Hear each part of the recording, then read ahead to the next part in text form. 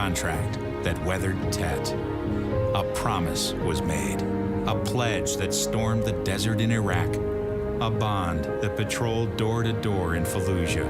An IOU that braved IEDs in Kandahar.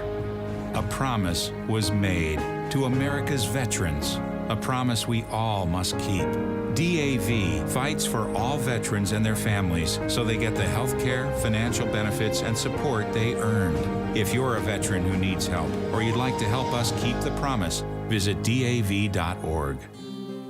Hey, Dr. Phil here. I help people solve difficult and trying personal problems every day on my TV show, but there's one problem that's just got me stumped: childhood hunger. Nearly 16 million children in America struggle with it. That's 1 in 5 kids who may not know where their next meal is coming from, despite the fact that there's more than enough healthy, nutritious food out there to feed them all. Now, I don't know about you, but that is unacceptable to me. Luckily, the Feeding America network of good people is out there collecting surplus food and giving hope to hungry children and their families at local food banks all across the country. But let's face it, they can't do it without your help. Join me in supporting Feeding America and your local food bank at feedingamerica.org. Brought to you by Feeding America and the Ad Council. Together, we can solve hunger. Together, we're feeding America.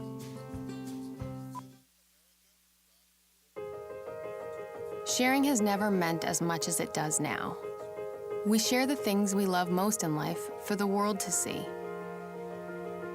But what if we could actually do more with our sharing than just collect likes? What if this sharing could be used to make a difference? Now there's a place where we can put all that sharing to good use. The National MS Society is asking people to make a difference and share what they love with someone else who loves it too. Whether it's surfing, dancing, or whatever is important to you, we've created a place that'll help you get your experience out to the world. If you have a story, share it. If you have a solution, share that too. Join us at wearestrongerthanms.org, because together, we are stronger.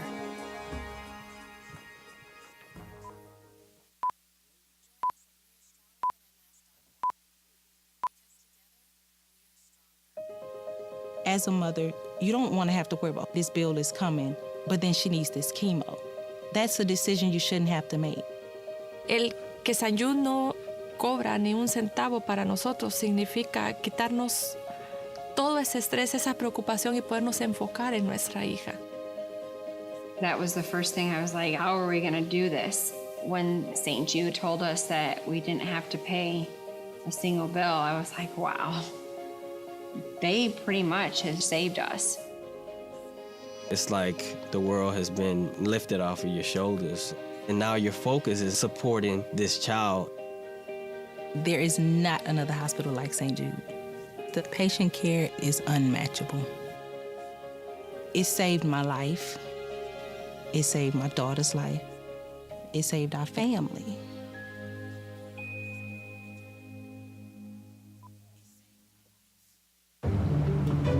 Dad, we need to talk. Can we just enjoy the drive? If you're not going to listen to me, who will we listen to? Jeffrey. Ah! Marcia Gay Harden, what? Eyes on the road, Dad! What are you doing? What are you doing in my back seat? How did you get in here? You're getting older. Not that old. Your brain's changing. It's natural. Yeah, that's what I was saying.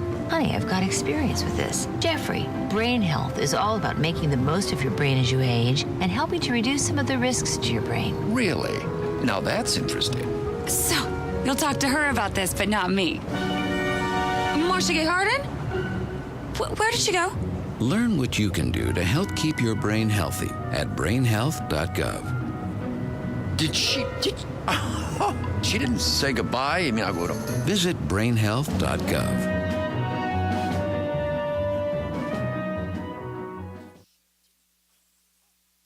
The following is a production of WEGL 91.1 FM. That ball is gone! It's a walk-off home run for Stephen Williams! WEGL Sports. The Tigers are headed to the College World Series! Where every touchdown! game They're not going to keep him off the field tonight. Holy cow! lives.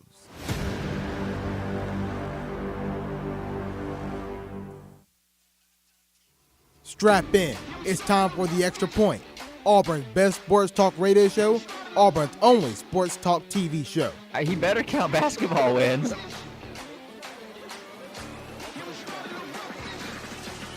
Yeah. Your 3-time nationally nominated sports show. Oh, yeah. And they signed Cody Parkey. SEC champion, Cody Parkey. I picked Pitt, and I was right. Your 3-time nationally nominated sports show, the guys give you the latest. Penn State by a million. Thank you. John Gruden cried after he traded Khalil Mack, and now he's dancing in the locker room, saying he wish he had a disco. Call in at 334-844-9345 to join the debate. My boy got it on I lock. thought you were saying 1,800 yards in this game. I was like, Jared. The X's and O's begin now on Eagle Eye TV and WEGO Radio. The Extra Point presented by WEGO Sports, where every game lives.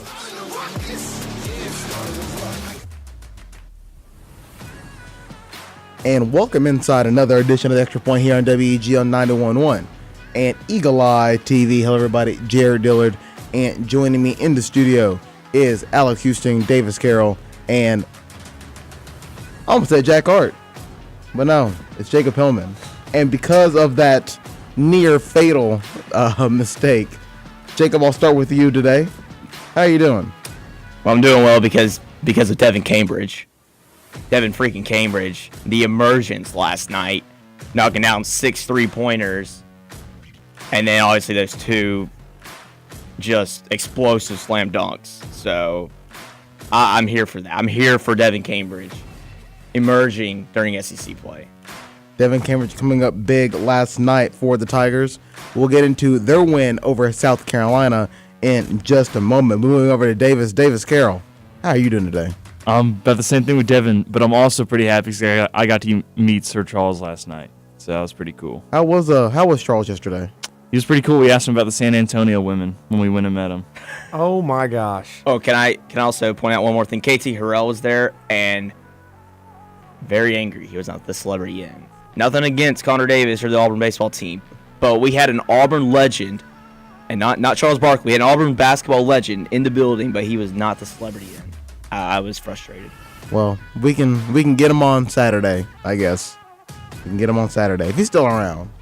Alex, how about you? How you doing today? You didn't go to the game. No, I suck. didn't. Oh my gosh. Yeah. Okay, so Wow. I mean, I'm still happy that they won, and it's also the warmest day of the week so far. So there's that, which Didn't feel like when I I walked was about to here. say it does not say much. And Yeah, thankfully, it's a little bit warmer, but it's gonna rain. So that's congratulations. true. And thankfully, the Redskins' long national nightmare is over, and they will not get beat by the Giants 2 times a year. They'll not get beat at least once a year because Eli is retired. But Do isn't you want to put money on that?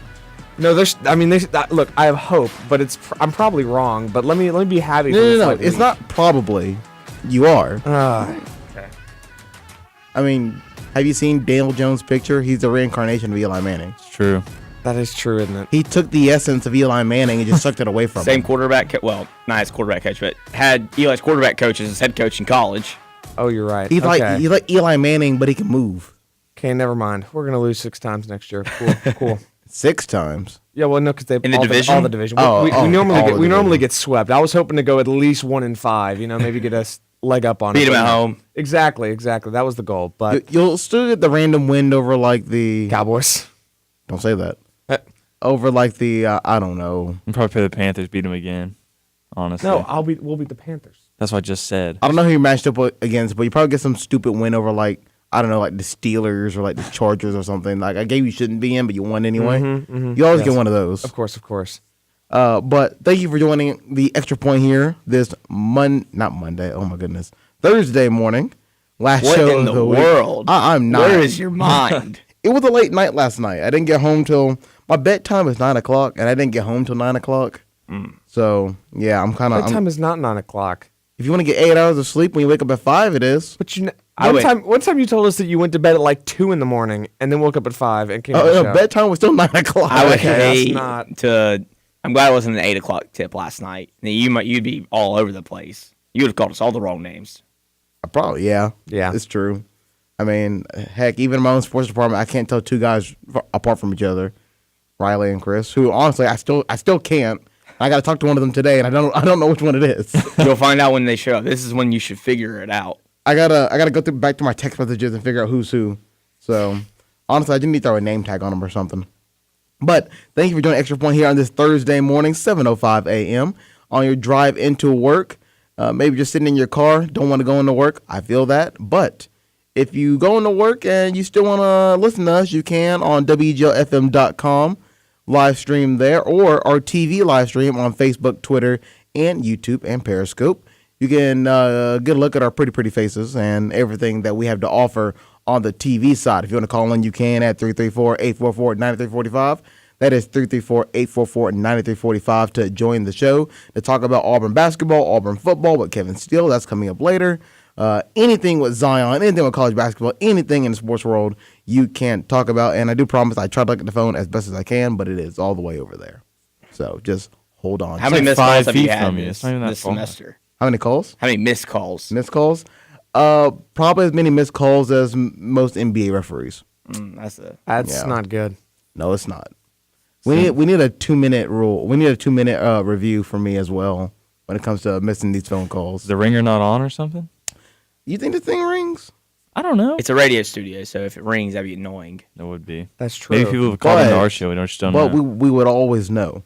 Yes. So up with the entire audience, and then when it's a prank call, then it sounds really dumb. Yeah, and I think it's specifically made for a studio, so it doesn't have any sound anyway. So it's whatever. So outside of the technical stuff that we deal with in here, let's talk about Auburn basketball. Let's finally get into it. Let's talk about the first 10 minutes because not fun. It wasn't fun. It was. I don't want to say it was to be expected, but Auburn's had a tough 2 games. They finally come back home. No, it was to be expected. A slow start. Auburn's had it every single game this year. They had slow starts last year at times. So. And the fact they're coming off the 2 losses, there's no chance they came back and just started red hot. They had to get in the groove, and they did that. There was one time I looked up at the stats on the side panels, and Auburn was shooting 11%. Mm-hmm. And I was like, okay, this is how this is going to go. In my mind, I thought this season might get away from Auburn quick. And that was probably a little bit of an overreaction. But, I mean, that was the norm against Alabama and Florida.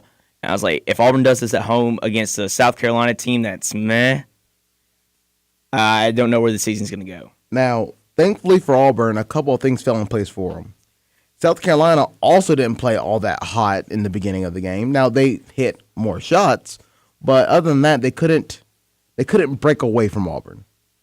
Even if Auburn was shooting 11% from the field at one point, South Carolina's biggest lead, I believe, was like the 13-6 and near the 12-minute mark in the first half.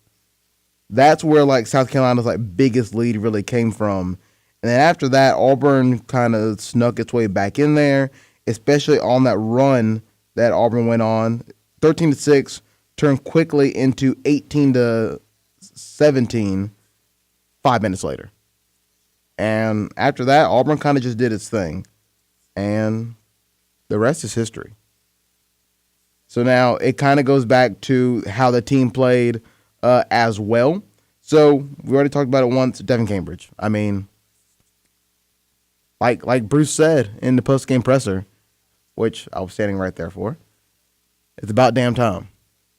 Because Bruce believes in this kid a lot, and he came through in a big way for Auburn with the hot hand. I mean, they kept feeding him.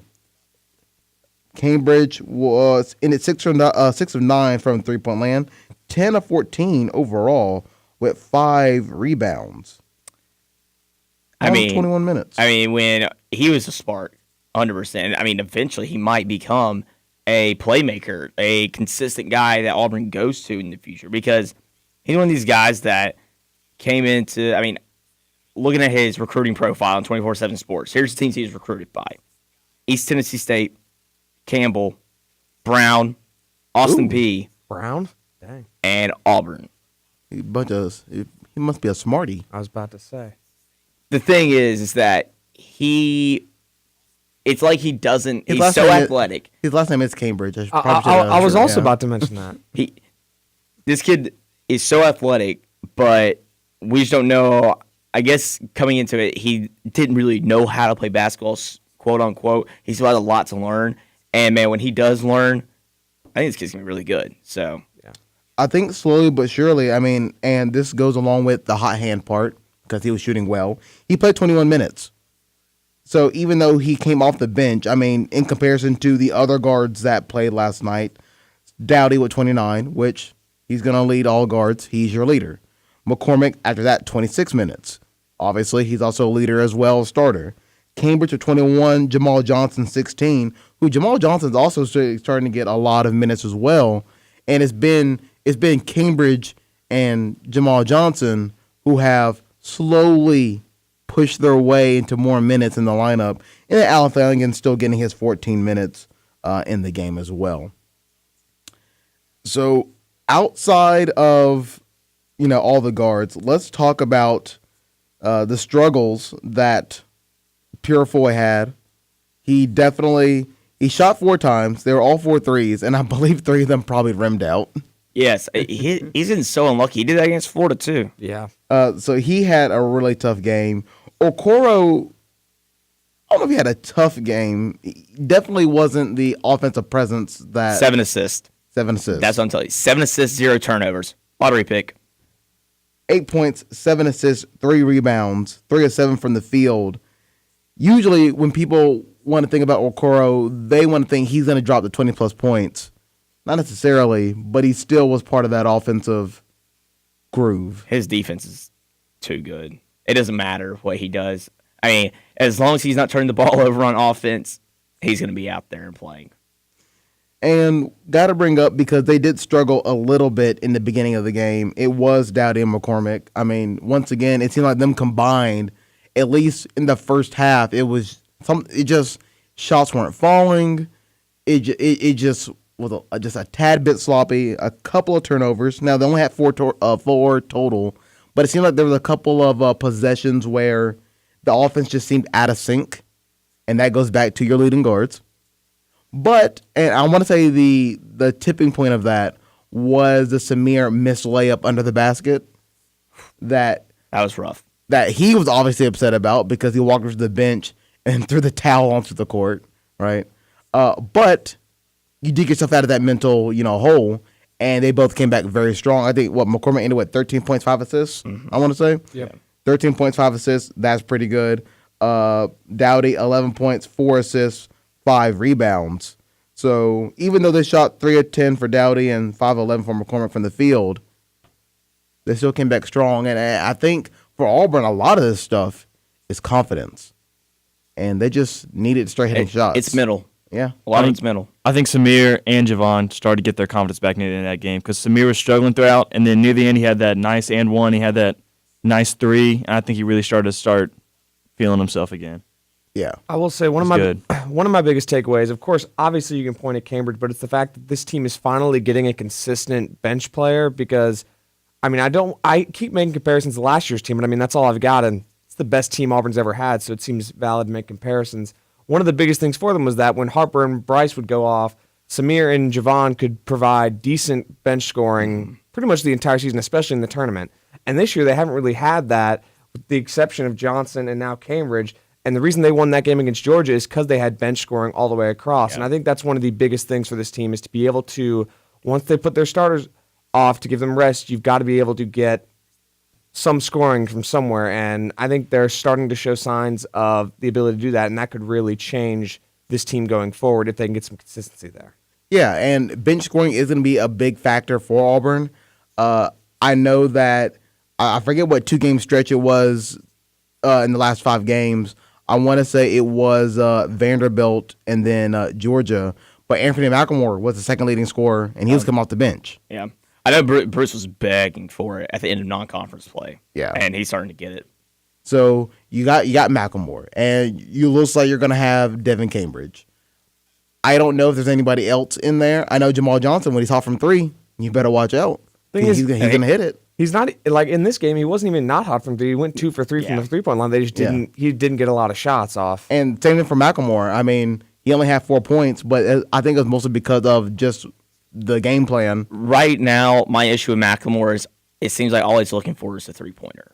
He needs to find that inside game again. Okay, his presence down there is not that great, and he's good at stretching the floor and spreading it out with looking at those threes, but he's got to make them, and he does need to have a little bit of an inside game.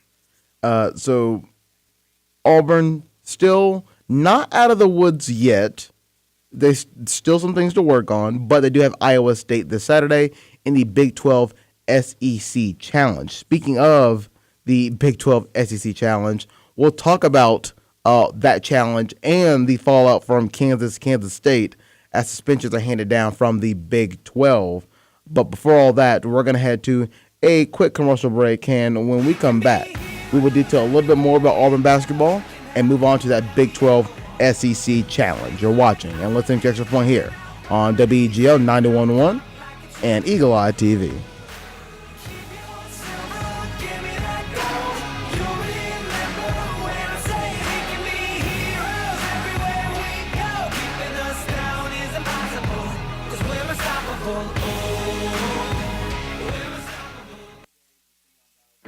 The skills you can develop as a soldier in the Army National Guard can give you an edge in the high-tech job market of tomorrow. The Guard offers career training to take advantage of your skills in science, technology, engineering, and math that can help give you a leg up to a high-paying and rewarding STEM profession. Gain practical experience with emerging technology and equipment not found in the civilian world. The Army National Guard can get you started in an array of STEM-related career fields such as information technology, communication systems, special forces engineers, technical engineering, air traffic control, and chemical, biological, radiological, and nuclear science. Get a head start on your career in an exciting new field while earning money to pay for college, all while serving in your own community.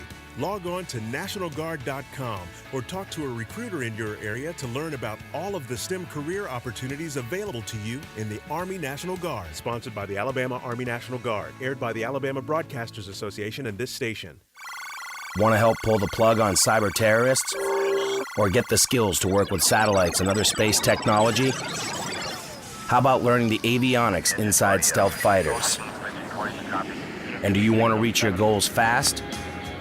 You can do it and take your life to the next level in the Air National Guard. Because you serve part-time, you do it in a way that works for you. You can achieve your career and educational goals with plenty of time for family and friends. The Air Guard offers nearly 200 career specialties, so you'll get the high-tech skills you need to kick your career into high gear. You can also be eligible for college tuition assistance. The best part is, in the Air Guard, you'll be making a real difference by serving your community and country. So get your future off the ground in the Air National Guard. Call the Alabama Air National Guard at 1-800-TOGO-ANG or visit goang.com/AL.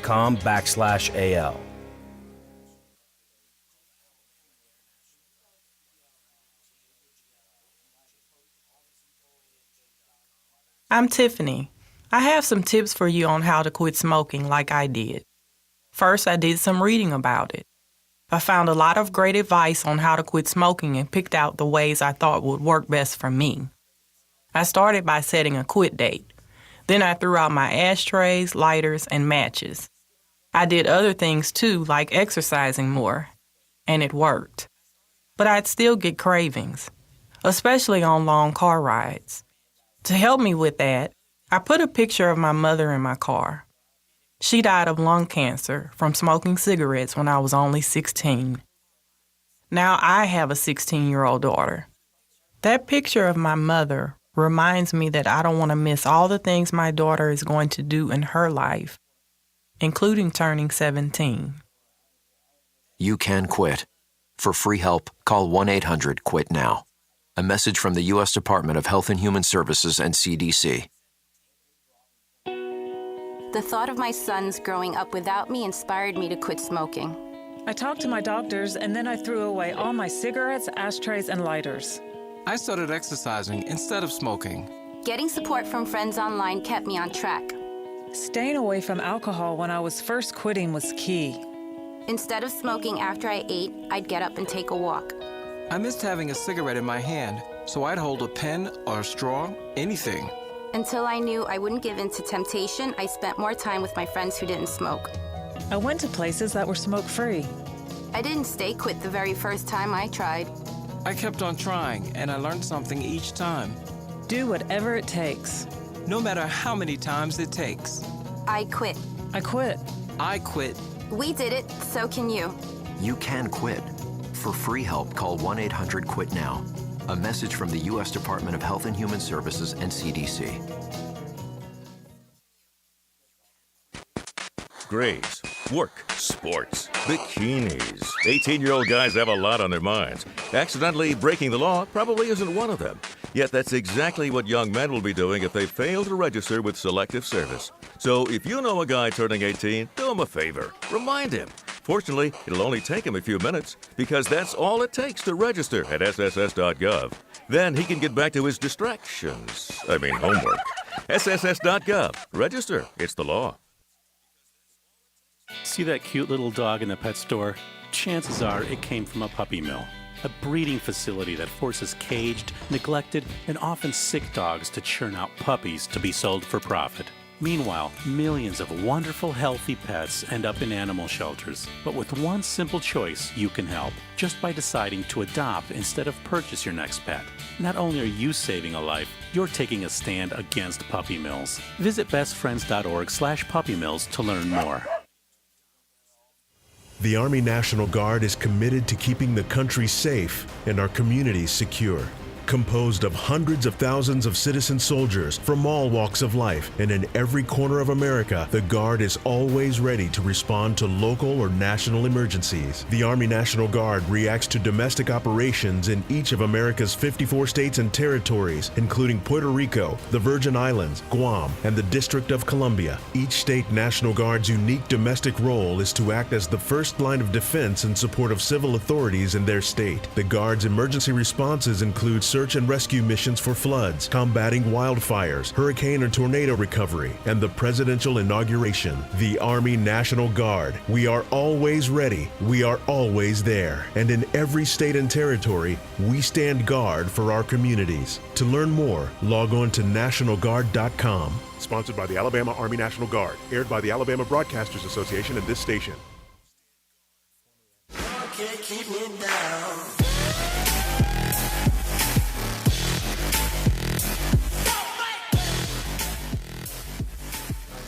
And welcome back inside the Extra Point here on WEG on 91.1 and Eagle Eye.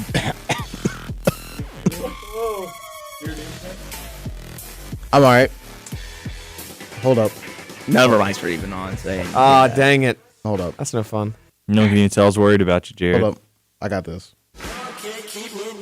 And welcome back inside the Extra Point here on WEG on 91.1 and Eagle Eye TV. Hello, everybody. Jared Dillon, joining me in the studio is Alex Houston, Davis Carroll, and Jacob Hillman. After that extended break and possibly almost my demise, let's get right back into college basketball. Auburn getting ready for Iowa State this Saturday in the Big 12 SEC Challenge. Now, I don't want to, this is the final show before that game, so we kind of have to dig into what's up. Iowa State's not as good as what they usually are. Usually on the road. Yeah. Ugh. Usually they're a pretty decent team. And by decent, I mean they can give you a scare. And they can still give Auburn a scare, don't get me wrong. But they just look like a mismatch waiting to happen. And it does not look good. I mean, they hung with Baylor, and that's pretty much it. They hung with Baylor. I don't care what they did because they lost to Florida A&M, who had 2 wins at the time. Florida A&M's kind of turned it around since then. They're 5-12. Wow. They were one of the last, I think, 4 winless teams in college basketball. But yeah, when you lose Florida A&M at home, yeah, I don't know what to say. I mean, the thing is that there is that bad loss and that loss to Oregon State, who I do not believe is very good this year. No, they're not. Oh, they're 12-6. They're decent. But, I mean, the rest of their losses are, I believe, to ranked teams, maybe? Let's see. Michigan. That's a lot of ranked teams. I was about to say that. Seton Hall twice. Interesting. Texas Tech, Baylor. TCU is the only not ranked. Oh, okay, yeah, okay. So I mean, they haven't had an easy road. No, yeah, they're 9-9, and they did have those 2 bad losses, but they've also had a very tough schedule. Probably one of the toughest in the country, considering all those teams they're playing and how good the Big 12 is. I really don't know. Oh wait, they beat Seton Hall once, and then Yeah, lost. you're right. Huh? I don't know why they played them twice, but hey, you got to sell tickets somehow. they have more. In that case, they have more ranked wins than Auburn. So that is fair. Oh yeah, I guess that's a rough Hey, technicality. but it's all about those net rankings. That's What's true. up? That's true. You're not wrong. I think surprisingly, even after Auburn's 2-game skid, Auburn still was the highest rated SEC team in the net rankings. Yeah, they were 20 and Kentucky was 23. Because Kentucky keeps finding a way to lose. Mm-hmm. Yeah, that's fair. For Auburn going against Iowa State at home in the Big 12 SEC Challenge, I mean, not really much to go on. Iowa State gives up. When Iowa State loses, they lose bad, usually. Usually by 10 to 15, maybe even 20 points. And for Auburn, finding their offensive groove, maybe this is the Auburn team that's back. I'm not sure. How do you guys feel about this game against Iowa State? I think it's not so much important to win by 30 as much as it to sort of win and gain momentum and get rhythm and get other guys opportunities, because let's face facts, this game and the game against Ole Miss on Tuesday, I mean, you want to say you're not looking towards a Kentucky game, but I mean, everybody is, because it's the biggest game of the season, and it's going to probably determine who wins the SEC regular season title, because the rest of the SEC is a mess other than Arkansas. LSU too. They're up there. They could be in the mix.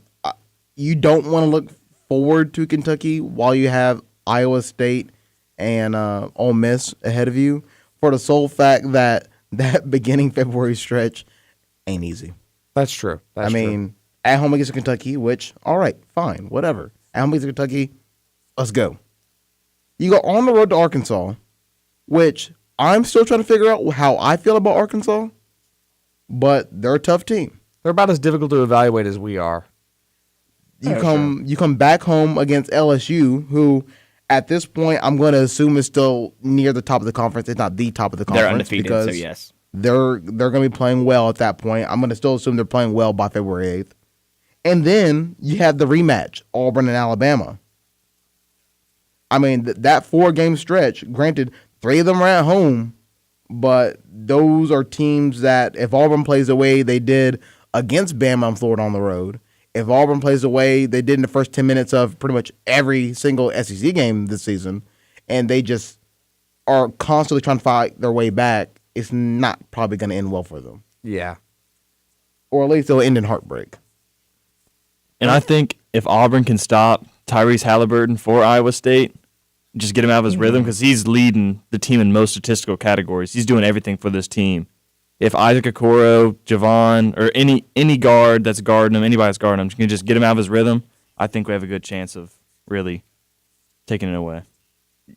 What he said. Halliburton's the only guy on this Iowa State team that is played consistently, is their dynamic playmaker.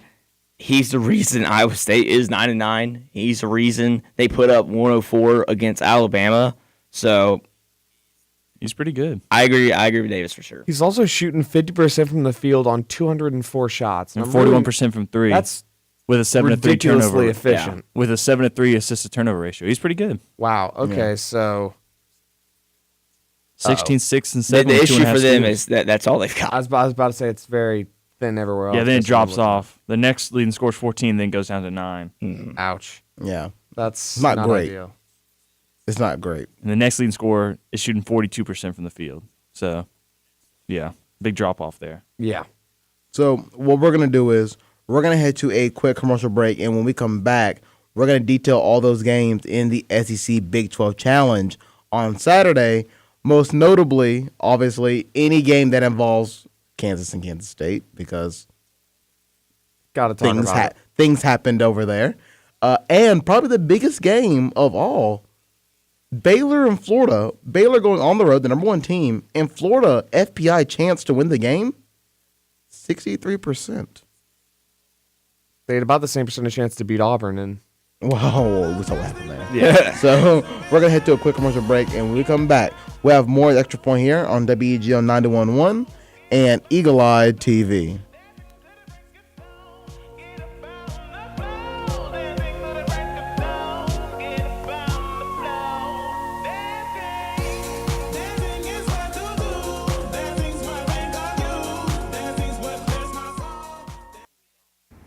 Okay, Simon, what are you wearing right now? Nothing. That's right. And what do people normally wear? Clothes. Exactly. So now Mommy's going to teach you how to dress yourself. Clothes keep us warm, they look good, and if we go out without them, the neighbors will talk. So it's important to know how to get dressed. Here's how it's done. Underwear always comes first, name tag at the back, then pants, then shirt. Get the first button in the right hole, or you have to start all over. If you're wearing a tie, it goes over, round, round, through, and pull tight. Tuck your shirt into your pants and zip up your fly. Socks going first, then shoes right on right, left on left. With shoelaces, just take the ends, cross them over, switch the loops. The rabbit goes down the hole, pull tight, and you're left with bunny ears. I love bunnies. Good to know. Now remember, spots don't go with stripes, socks don't go with sandals, and if you've tucked in your shirt, wear a belt. Got it?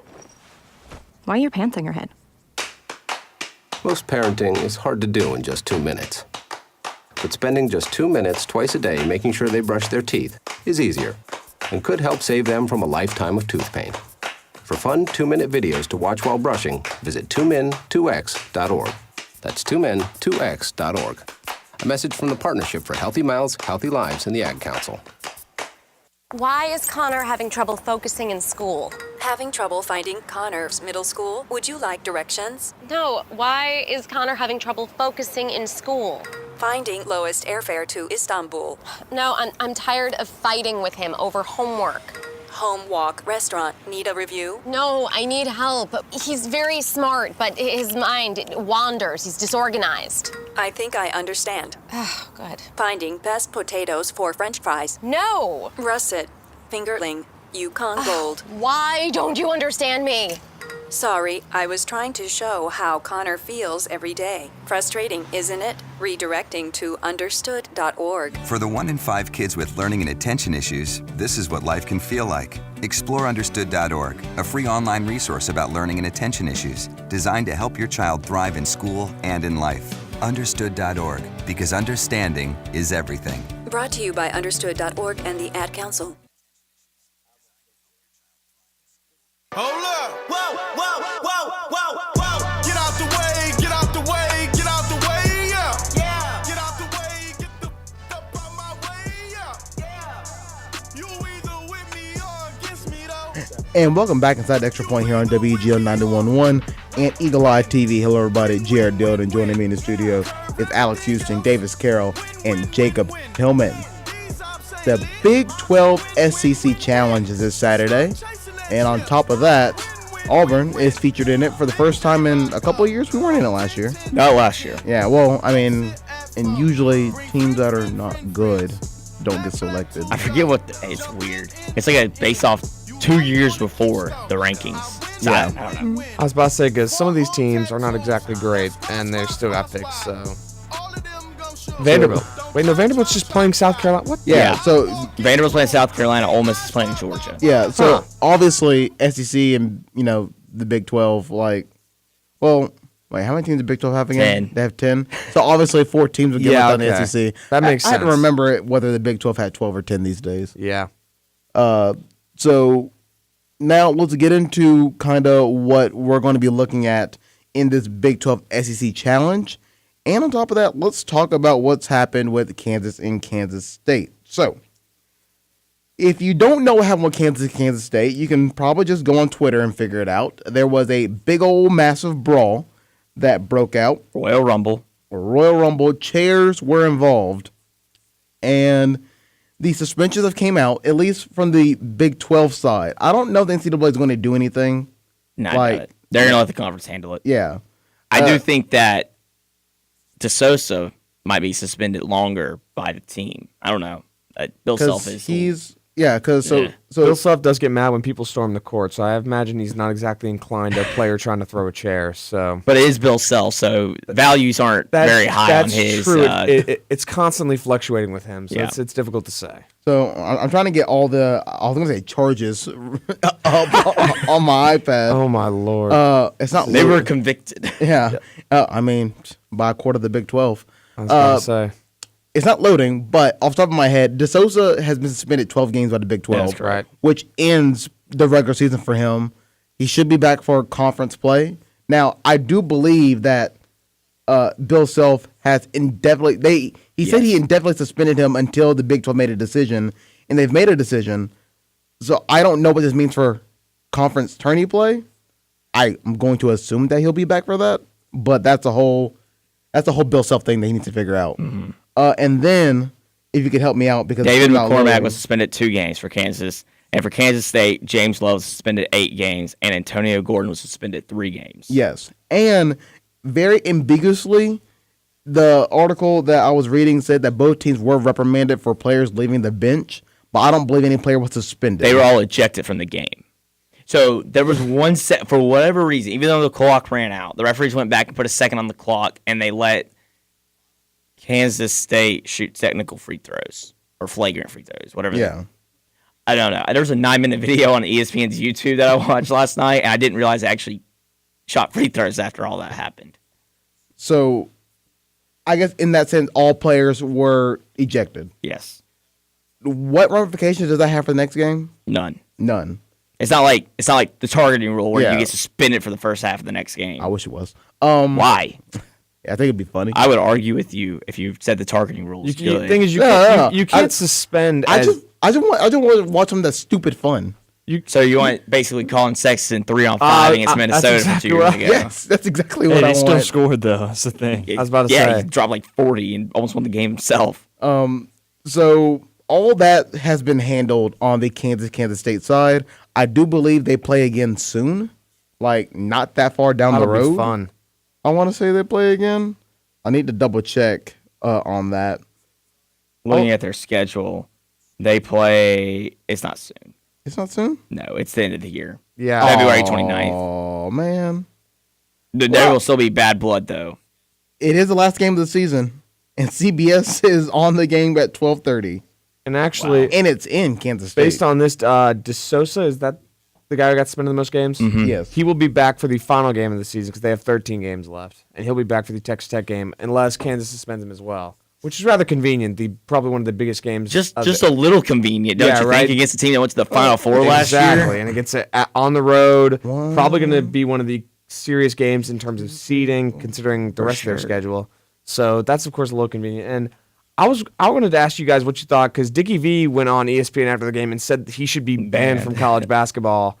I mean, I don't agree with that, but is 12 games too little? I mean, the guy did try and pick up a stool, and if someone wasn't quick, he would have hit somebody or a lot of people. I think it comes back to he tried. The intent was clear. The intent was clear, and he tried. He just didn't do it. Yeah, but I think there's a certain sort of, you shouldn't be less punished because you failed at trying to injure somebody. It's the fact that you wanted to. And the fact that somebody around you is smart enough to stop you is more of, you should maybe award them, but you shouldn't, make the punishment less because you failed at your attempt to do something. It should be the same punishment as Myles Garrett. Yeah. He should be out for the season.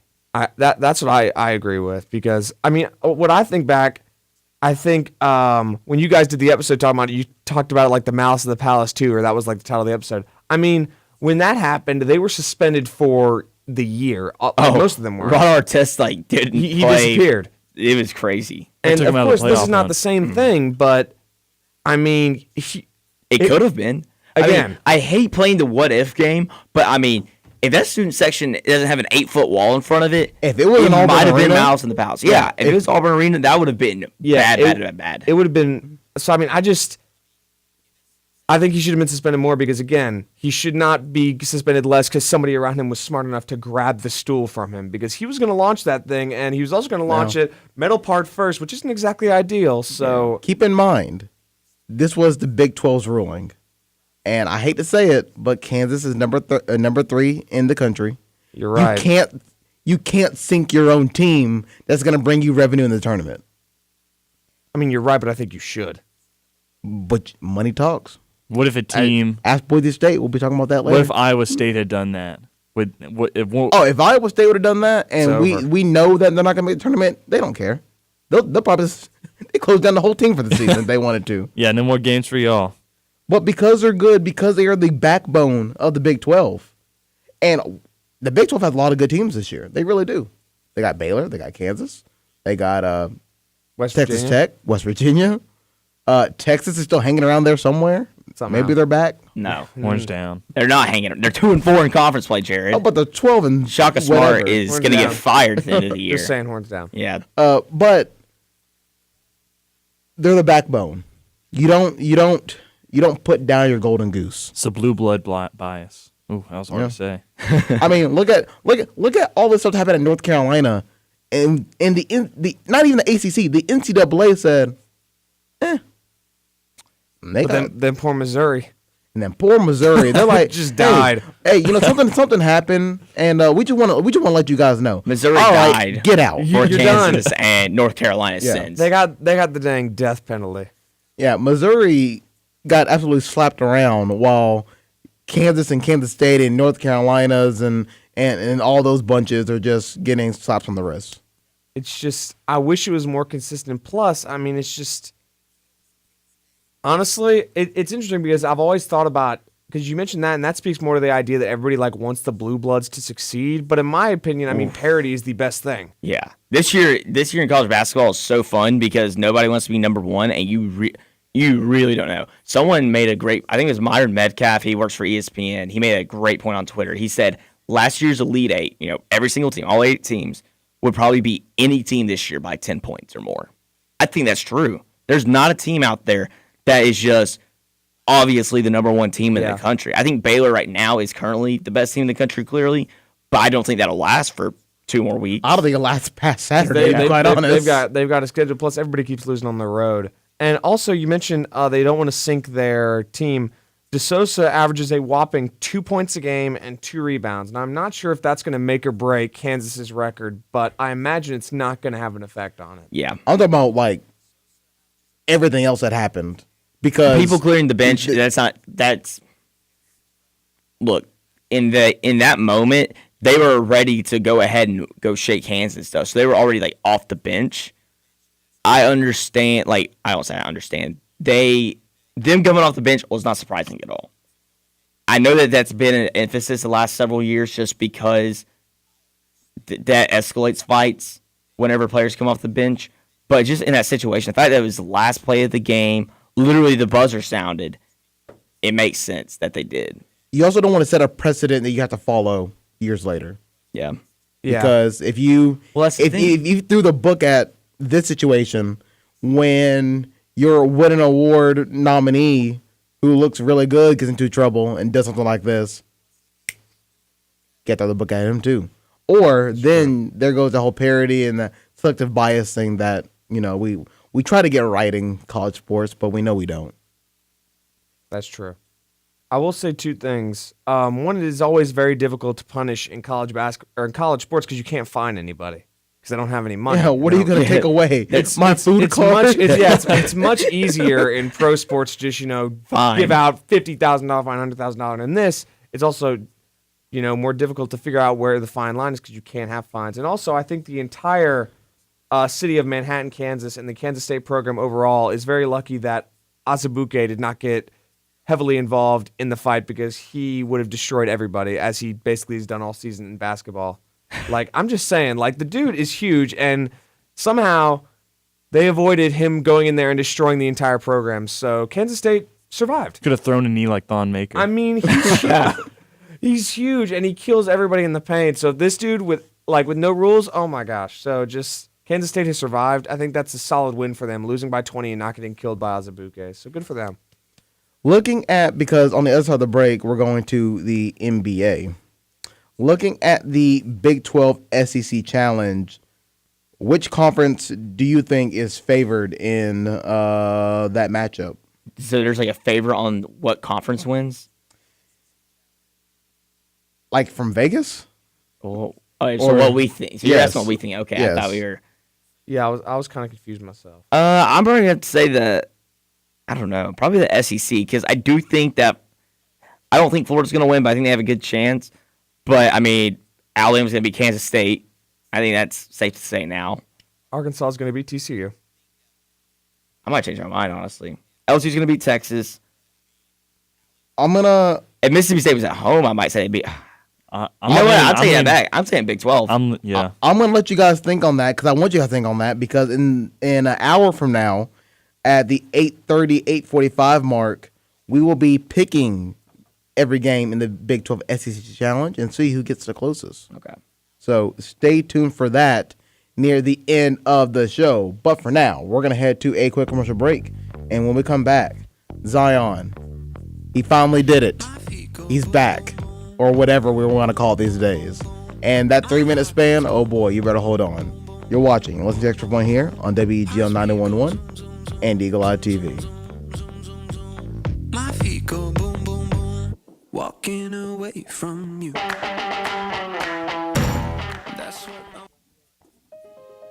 As a mother, you don't want to have to worry about this bill is coming, but then she needs this chemo. That's a decision you shouldn't have to make. El que San Jude no cobra ni un centavo para nosotros significa quitarnos todo ese estrés, esa preocupación y podernos enfocar en nuestra hija. That was the first thing I was like, how are we going to do this? When St. Jude told us that we didn't have to pay a single bill, I was like, wow. They pretty much have saved us. It's like the world has been lifted off of your shoulders, and now your focus is supporting this child. There is not another hospital like St. Jude. The patient care is unmatchable. It saved my life. It saved my daughter's life. It saved our family.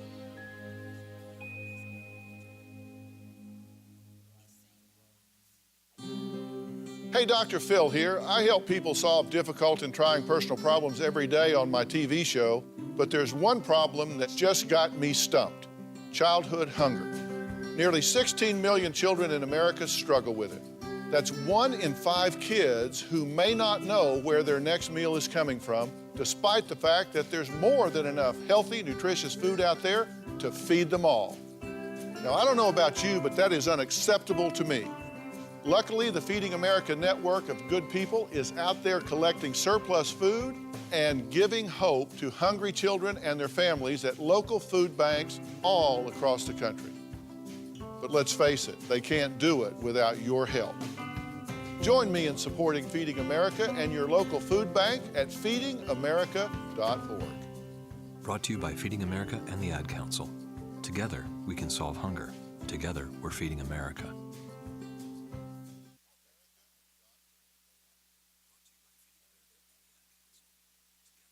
Gladiator, gladiator, gladiator, picked a fight with the gods, I'm the giant slayer, bone shaker, dominator, freight train, wrecking ball, I'm the gladiator. And welcome back inside the Extra Point here on WEGL 91.1 and Eagle Eye TV. Hello, everybody. Jared Dillard, and joining me in the studio is Alex Houston, Davis Carroll, and Jacob Hillman. Going into now the NBA. Got 7 minutes for our top of the hour break, but 7 minutes is pretty much all I need to talk about my love for Zion Williamson. If you're ESPN, you probably need like a whole hour or something. Well, yeah, I don't know. We blocked off enough time. Yeah. We got another hour. You gotta go down over that road. You gotta go over his walk into the stadium, what he ate, what he drank that day, how'd he sleep. Oh, he ate a lot. I know that. I What would he much wore. rather What he wore. give a 15-minute segment talking about our Lord and Savior, Kevin Steele. So he's.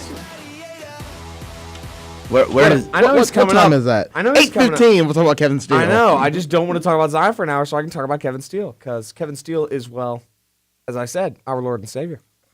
Where does Zion rank among the all-time greats? He's top 2 and he's not 2. He's top 3 and he's not 1 or 2 or 3. What? Oh. Whoa. But for Zion, he struggled, and then he had that burst of a very entertaining. If you're an NBA fan, a very entertaining 3-minute burst. That was, I watched it. I mean, I was like, man, this is fun stuff.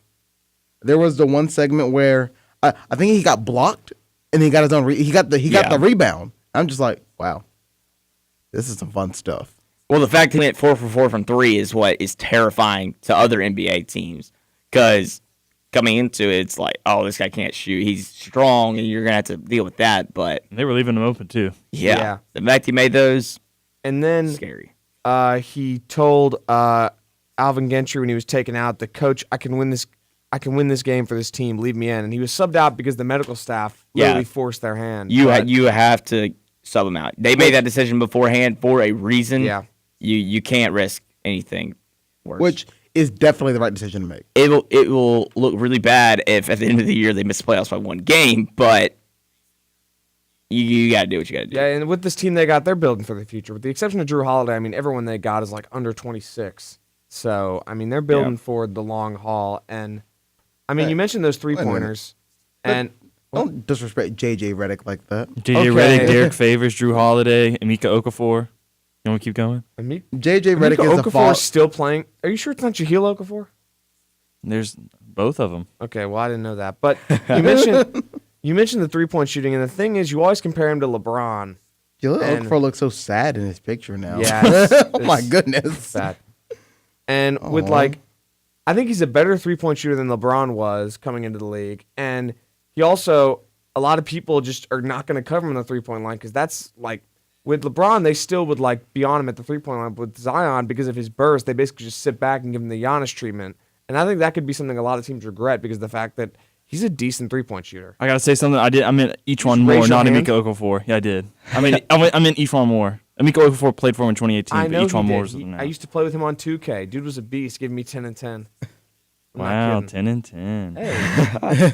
So even though Zion did go off with his 22 points, which was tied for the team lead, Pelicans did fall to the Spurs 121-117 at home. But I do think the crowd did go home happy because they saw, 18 minutes, and most of it was trash up until that final moment. Then it's like, okay, all right, here we go. That first three quarters was not fun to watch. I mean, he hasn't played in like a long time. Yeah, so I mean, pretty much his last competitive basketball was who did Duke lose to in the tournament? He played preseason. Oh, that's not very competitive. He means like serious. Yeah. Who did Duke Texas lose to in the Tech, right? tournament? Right. Sure. I don't remember. I think that's right. That's so long ago. Ruined Auburn's quest to destroy all the blue bloods. Sadness. So in other NBA news coming in, the Rockets ended their skid and did it against a very good Denver team. 121-105. The Rockets, well, looked like they were, and for the lack of better word, imploding. Now are trying to get back onto the winning ways. 27-16, they're not bad. Did you see the joke about James Harden shooting that he was putting up tour dates? Just putting up what? Tour dates, because he was shooting like 1 for 17, 2 for 20. It's coming to your town, 3 for January 28. 17th. That was good. So the Rockets get the big win, and now when it comes to conference standings, it's getting a little bit too close for comfort for a lot of teams. I don't want to like scare you about the East, but the East is definitely like that 2 through 6. You're scaring me, Jared. By the way, Miami, another win at home, 20-1 now. So that is scary to think about if Miami can ever get to the playoffs.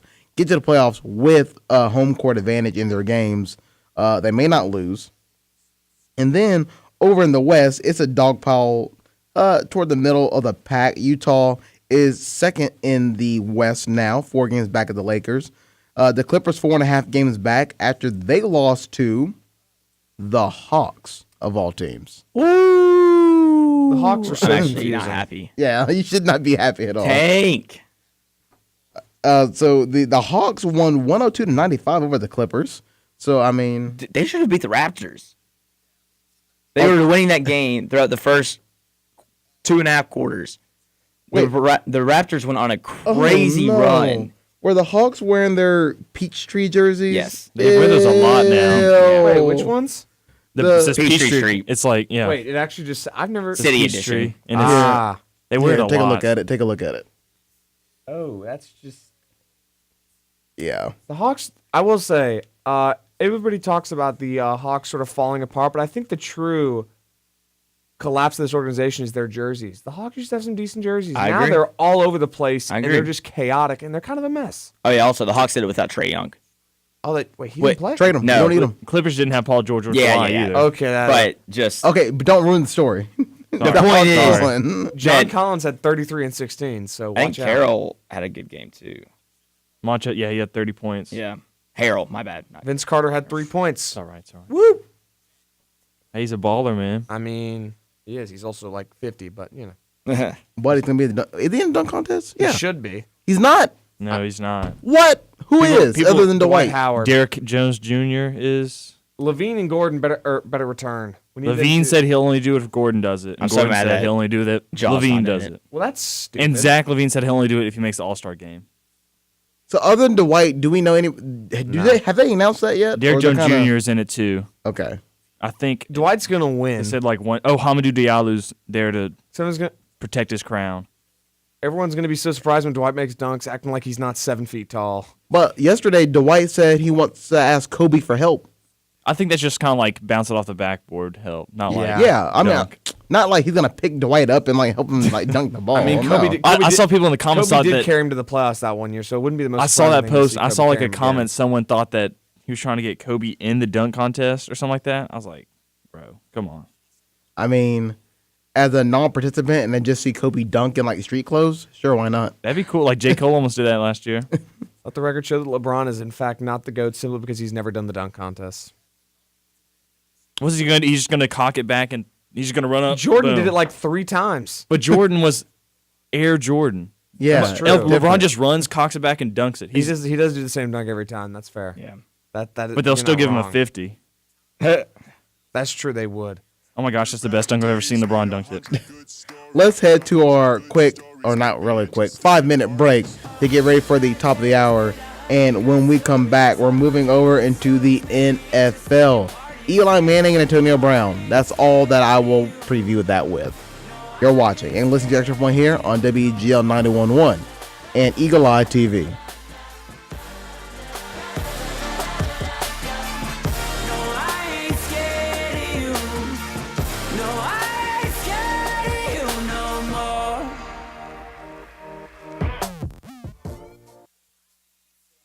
A promise was made.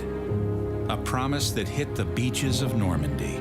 A covenant that split the skies over Berlin. A vow that captured Iwo Jima. A promise was made. A solemn oath that liberated Seoul. A sacred trust that defended Khe-Sanh. A pact that dug in Da Nang. A contract that weathered Tet. A promise was made. A pledge that stormed the desert in Iraq. A bond that patrolled door to door in Fallujah. An IOU that braved IEDs in Kandahar. A promise was made to America's veterans. A promise we all must keep. DAV fights for all veterans and their families so they get the health care, financial benefits, and support they earned. If you're a veteran who needs help or you'd like to help us keep the promise, visit DAV.org.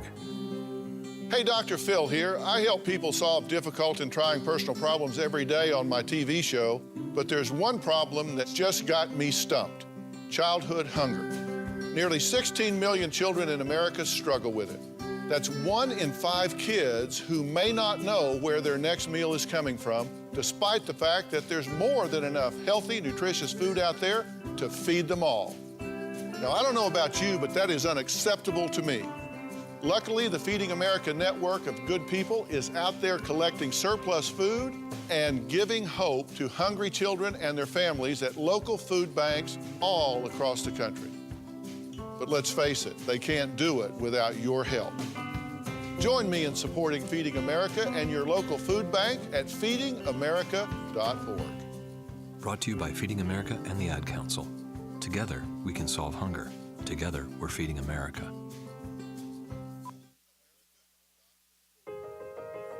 Sharing has never meant as much as it does now. We share the things we love most in life for the world to see.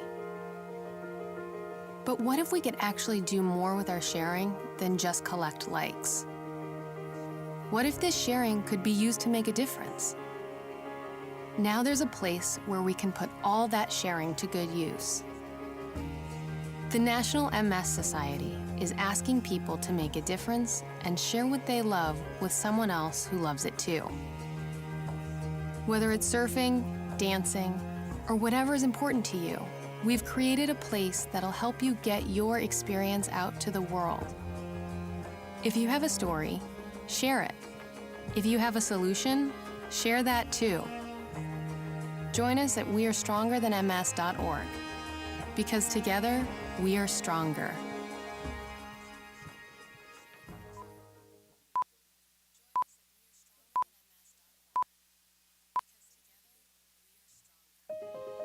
As a mother, you don't want to have to worry about this bill is coming, but then she needs this chemo. That's a decision you shouldn't have to make. El que San Jude no cobra ni un centavo para nosotros significa quitarnos todo ese estrés, esa preocupación y podernos enfocar en nuestra hija. That was the first thing I was like, how are we going to do this? When St. Jude told us that we didn't have to pay a single bill, I was like, wow. They pretty much have saved us. It's like the world has been lifted off of your shoulders, and now your focus is supporting this child. There is not another hospital like St. Jude. The patient care is unmatchable. It saved my life. It saved my daughter's life. It saved our family.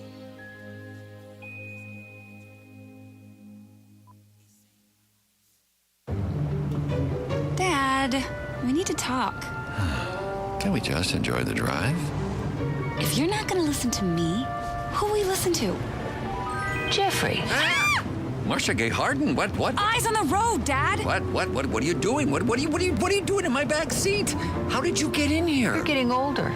Not that old. Your brain's changing. It's natural. Yeah, that's what I was saying. Honey, I've got experience with this. Jeffrey, brain health is all about making the most of your brain as you age and helping to reduce some of the risks to your brain. Really? Now that's interesting.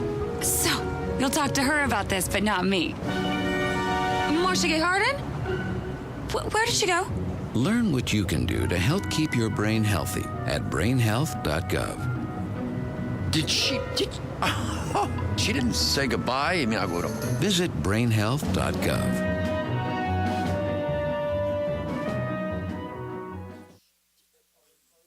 The following is the production of WEGL 91.1 FM. That ball is gone.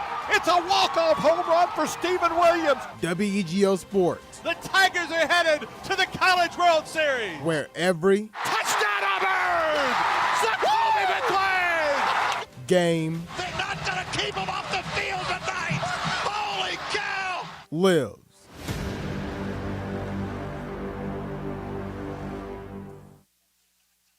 Welcome to the bar.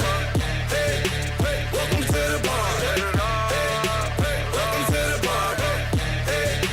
Welcome to the party. Hit 'em up, huh? Get 'em up, huh? Put 'em up, huh? We waking up, high with my dogs, riding high when we pull up. Ride with my dogs, riding high when we pull up. When we ride, when we pull up. And welcome back inside the Extra Point, top of the hour here on WEGL 91.1 and Eagle Eye TV. Hello, everybody. Jared Dillard, and joining me in the studio is Alex Houston, Davis Carroll, and Jacob Hillman. 8:03. Hopefully, your morning is doing a lot better than how ours started on this Thursday, January 23rd. There's supposed to be rain today, so make sure that if you have an umbrella or you have a coat, don't leave it in the car like I did. So that's going to be fun. That's tough. Yeah, it's going to be tough. But rain should be coming through actually now. Oh, man. Yes, currently. It was rainy when I walked over. Yeah, it was a little bit springy. Started to drizzle. Yeah. 90% chance at 9 a.m. And it's going to stay above 60% up until about 2 o'clock. Then at 5 o'clock, it comes right back at 70%. So it's going to be a very wet day, both Thursday and Friday. I'm going to just skip class. Snow? I'm going to unofficially approve that. Thank you. Well, it is public speaking, so technically you can. Actually, go to that class. No. You need to go to that class. I don't. It's a very good class. I heard all the teachers are cool. Except one guy. What's his name? Yeah. Hey, shut up. So let's get back on track before I get fired. Okay, Mr. Dillard. Let's get back on track. Also, gymnastics tomorrow. Make sure you head out and support your gymnastics team. Head coach Jeff Grabo was on the show on the program on Tuesday. That was a lot of fun doing that interview. He posted the first of the series of, I guess it's what it's called, Jeff's Jobs or something like that. Yeah, Jeff's Jobs. It was kind of funny. I didn't realize it. So he did the ticket office thing and he swiped students in for the NC State game. I didn't realize that was him. He swiped me in. I didn't realize it. Yeah. It was he looked normal with the shirt on and everything. Do you remember? Have you ever heard the story about like the dream team in the Olympics? How John Stockton just got off the bus and walked around in the crowds because nobody recognized him. I've not heard that, but that's good. To be fair, That's basically Jeff Grable. I'm not sure anybody could recognize John Stockton. He just Like everybody was like they're swarming the bus, and then John Stockton just got off and went in the crowds because they didn't know he was on the team. That was really funny. That's tough. And for Jeff Grable, if you listen to him, he's had so many weird jobs. I believe first, obviously, radio station, so he was in a band. I believe he was a truck driver. I believe he was a cook as well. Are you talking about the show or his real life? Yeah. What? Wow, Jared. Him in real life. Yeah. Like he's done all these things. So this is where that segment came from. And that makes sense. Maybe on Friday, during a certain segment during our gymnastics meet, Yeah. you'll see 4 interesting and familiar characters that will also be on the video board for Jeff's jobs. Who could that be? Who could that be? Not us. Nah, not us. You should do one where he's on the basketball team. He just plays the whole Oh my game. gosh, he runs point. I think somebody did mention bringing up he should be like one of the bench warmers. That'd be like, so funny. Like part of the bench TikTok as well. No, I was hoping you wouldn't say TikTok. Look, it was gonna happen one way or another. I'm just saying, has he done the football team yet? Because Will Hastings' uniform would definitely fit him. So, like, if they need to, he could become everybody's favorite receiver, and they could announce him in the starting lineup, and people would go crazy. Again. Alex, I mean, Will Hastings' jersey would fit. No, wasn't there a thing where it said like if you're shorter than Coach Graby, you can get in the game free? Yeah, Friday. That was the bold strategy. So I'll give him that. Well, I'm not getting in free. I was about to say. Yeah. I get in free anyway. So Yeah, I was gonna say I would get in free for being shorter than a lot of people, but unfortunately not Coach Graba. Yeah, it's tough. I think the crazy thing, you say don't bring up TikToks, Jacob. I hate to break it to you because I got some breaking news for you. Oh no! I have found out how in OBS to use videos. I figured out the workaround. So I'm not about to. God bless you for what's gonna happen in about a month when I integrate TikTok. You could have the TikTok segment with Jack because he's gonna find all the TikToks. I'm sure by the time the show's over the next hour, Jack's already sent me 3 TikToks. Probably. So, yeah, when it gets hacked by China, it won't be fun. Now, let's get into what we're actually talking about. That's the NFL. And Eli Manning hangs it up. He will be officially retiring tomorrow, I believe, during his press conference. And a 2-time Super Bowl champion. Not many people can say that. I know this is a weird question, and I really want to get your guys' just thought on this. And you know where I'm going with this. Yes. Do I? Yes. About to say. Is he a Hall of Famer? No. I should have known that. I don't want to put him in the Hall of Fame. I wouldn't vote him. He is a Hall of Famer based on the standards of the Hall of Fame and who is in it. If you don't put Eli in the Hall of Fame, then Joe Namath needs to be taken out of the Hall of Fame as far as I'm concerned. Because Joe Namath is a below-average quarterback that is in the Hall of Fame because he was a personality, because he revolutionized the whole being a persona. Joe Namath, if you look at his numbers and look at his wins, he was terrible. He was. I know it's a different era, but Eli won 2 Super Bowls, and honestly, if you're going to put Namath in for being a personality in that guarantee, you should put Eli in for ending what was going to be the best season of all time. Single-handedly doing it almost because, well, and the defense obviously played a big role, but I think just because of the standard that is set, it's like, because in the NBA, everybody's in the Hall of Fame, you've got to put other people in now. With the NFL, if Namath is in and other below-average quarterbacks in, I think Manning has to be. Almost. That was not the take I thought I was going to hear this morning. He's made that take quite a few times. I'm just no matter my thoughts on Eli and the Giants. I mean, considering having watched him beat us 2 times a year, I've grown to respect the fact that he occasionally makes an amazing throw. Davis, what do you think about Eli Manning? He's not making it based off stats, I'll tell you that. No. Or his record. But he will make it based off that his last name is Manning. What? And I mean, that is a pretty good name to have. And that he did take down the Patriots dynasty. Not the dynasty. He took him down twice. Took down Tom Brady twice. He took down the undefeated team. Yes. I'm pretty sure there was a time where he had beaten Brady more than his brother had. So, I mean, his dad's Archie and his brother's Peyton. But who's the best out of that 3? Arch. Actually, Cooper. Oh, Cooper Manning. Can't forget about Cooper. Okay, so he might be in the Hall of Fame soon. Then that Eli, rate. 366 touchdowns, 244 interceptions, 57,000 yards. He's Joe a perfect Namath, 500. 173 touchdowns, 220 interceptions, 50% completion percentage. I didn't realize the touchdown interception ratio was that bad. No, yeah, it's terrible. And then what is it? What is the year that they made? Was the year 1970 that they made the Super Bowl? Who? The Jets. I wasn't alive. The Jets beat the Colts in Super Bowl III because I was depressed. Which I does wasn't anybody born. remember what year that was? I mean, I wouldn't be surprised if you were born in 1970. Let me try and figure out. It was a Super Bowl. Let's see. It's Super Bowl III. Yeah. I'm just trying to remember what year because it's. The Colts won in 1970, and they won Super Bowl V against the Cowboys. So wait, is that all making sense to I'm me? pretty sure Super Bowl I was in 1960. Oh, that might have been right because the 50th Super Bowl was the 2015. I have a Colts football that says Super Bowl champions 1970 on it. That's all I know. Try 68, Alex. Yeah. 68. Okay, so if it's either 68 or 69. And if it was 68, Namath had an amazing year of 15 touchdowns and 17 interceptions. If it was 69, he had a big improvement and had 19 and 17. Hey, that's Meanwhile, Eli in his Super Bowl winning years, let's see, we got 2007. We got 23 and 20. Good for Eli. And then 2011, 29 and 16. And he also almost threw for 5,000 yards the second time he won. He's going to get in. He's going to get in? He should I might disagree. Oh, he shouldn't, though. I might disagree that he'll get in. But, I mean, you should probably put, if you put him in, put, Jim Plunkett in. He's won Super Bowls. He has Super Bowl MVPs. That's your only that's the only argument that you should have for Eli Manning. Throw Brad Johnson in there while we're at it. Just because. His stats, though, it's just awful.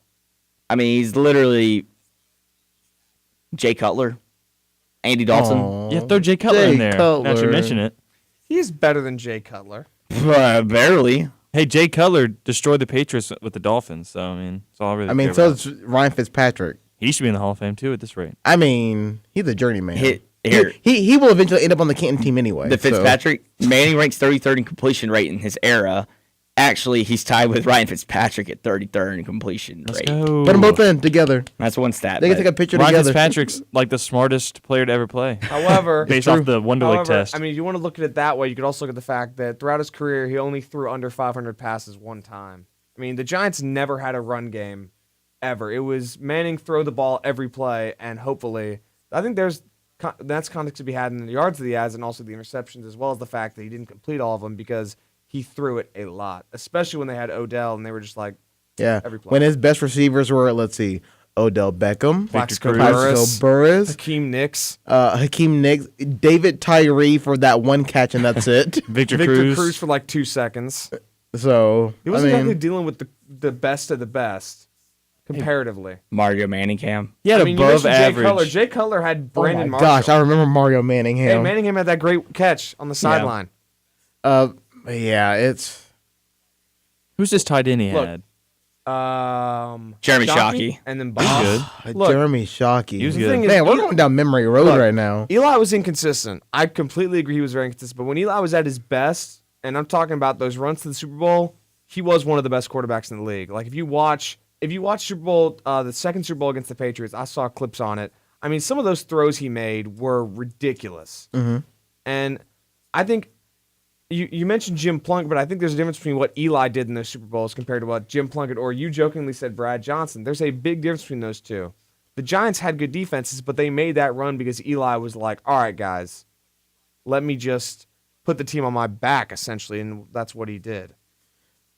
That's enough. I want to talk about Eli Manning, okay? I'll never talk about Eli Manning like that again. He's going to retire tomorrow, and it'll be a little bit somber, and I'm sure Giants fans appreciate the 2 Super Bowls, but it's on to Daniel Jones' era. Oh, boy. Yeah, so. Danny Dimes, Darius Slayton. Hey, yeah. Darius Slayton. Hey, did Darius Slayton get to the Pro Bowl yet? Did he get in as a replacement? No. Man, he had a great second half of the season. I wouldn't see that happening, even if they, half the receivers weren't able to make it. They would not put him in. I'd vote him in. I'm not saying I don't want him in there, but they're not going to put him in. I voted in Batum. They put in Xavier Rhodes, so who knows at this point. It's a Xavier toss-up. Rhodes is the worst cornerback in the league, probably. So. He's like the 70th ranked cornerback this season. There was some stat. 124 allowed passer rating, 10 yards per. Oh my gosh, 10 yards per catch for the receivers. And it's like he was terrible. He made the Pro Bowl. It's a joke anyway. Let's go ahead to our next commercial break. And when we come back, we'll be back inside the NFL. And hopefully nothing happens between now and when we come back with Antonio Brown. You never know with him. You really don't. You're watching, and let's do Extra Point here on WEGL 91.1 and Eagle Eye TV.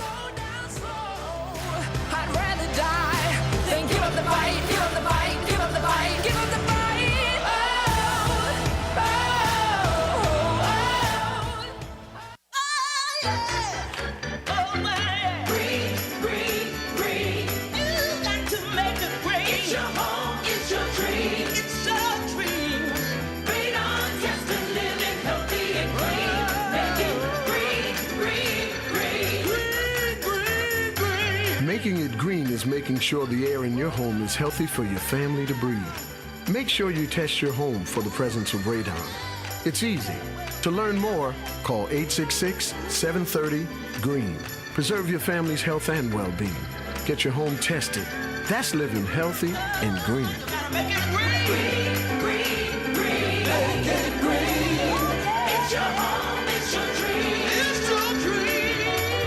Make sure you test your home for the presence of radon. It's easy.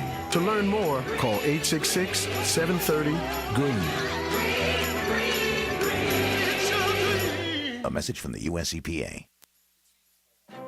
It may be hard to believe, but people just like you are already saving money.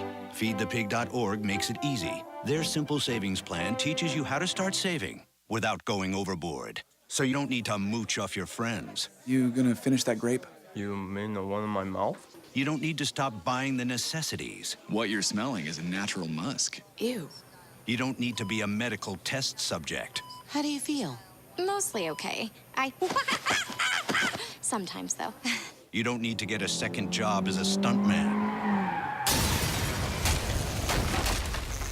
We need a new stuntman. Let's break for lunch. You just need an internet connection. Don't get left behind. Start your personal savings plan with the tips and tools on feedthepig.org. That way, you don't need to sell your soul to the devil. $15 is the best I can do. All right, deal. Brought to you by the American Institute of CPAs and the Ad Council. Ain't no mercy. Ain't no mercy. Huh. Got that purple Lamborghini lurking. And welcome back inside the Extra Point as they continue to talk about Brad Johnson of all people. Put him in the Hall of Fame. Put him in the Hall of Fame. That's what I said. 72-53 record, man. That's a winning record. Dude had the same amount of wins as Super Bowl winning quarterback Jim Plunkett, but less losses. Watch out, guys. Okay.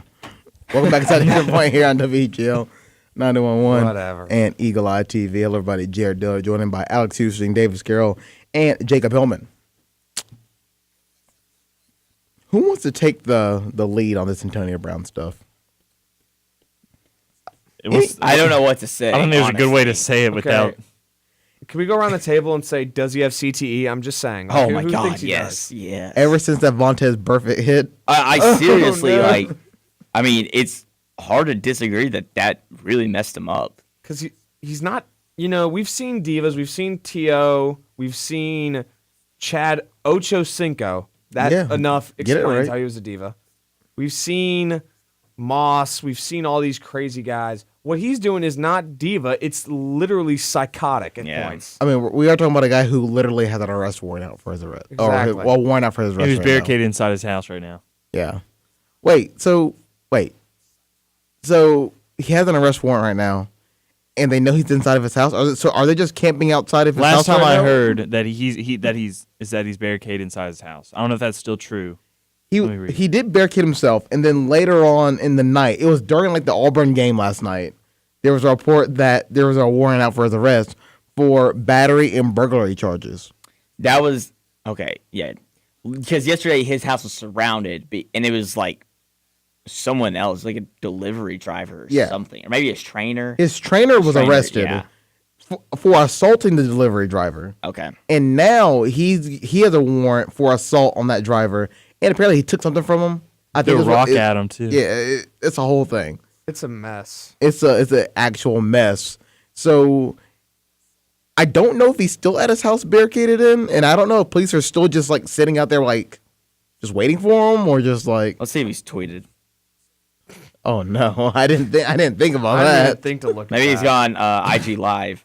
He tweeted. Yeah, the last time he tweeted was 20 hours ago. And I think it was a song, "Goals," produced by Reese Renegade. Ooh. And let's see. I'm not gonna play it because it's probably very explicit. One of the top things trending on Twitter right now is Antonio Brown's CTE. So there's that. I mean, he dropped a lot of songs yesterday. That he made, or yes. Oh no, it's that album. He had Sean Kingston. Oh, what? Bad Decisions featuring Sean Kingston by AB. What a good name. What a great name. That is some foreshadowing right there. Forever. Official by AB, and then Goals produced by Reese Renegade.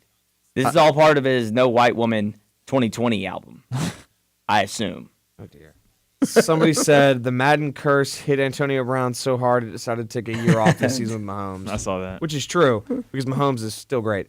But I mean, there's still one more game left. I want to remind you of that. It's Nick Bosa. Yeah. He just sacks him and it's like, oh. Yeah. Mahomes goes down.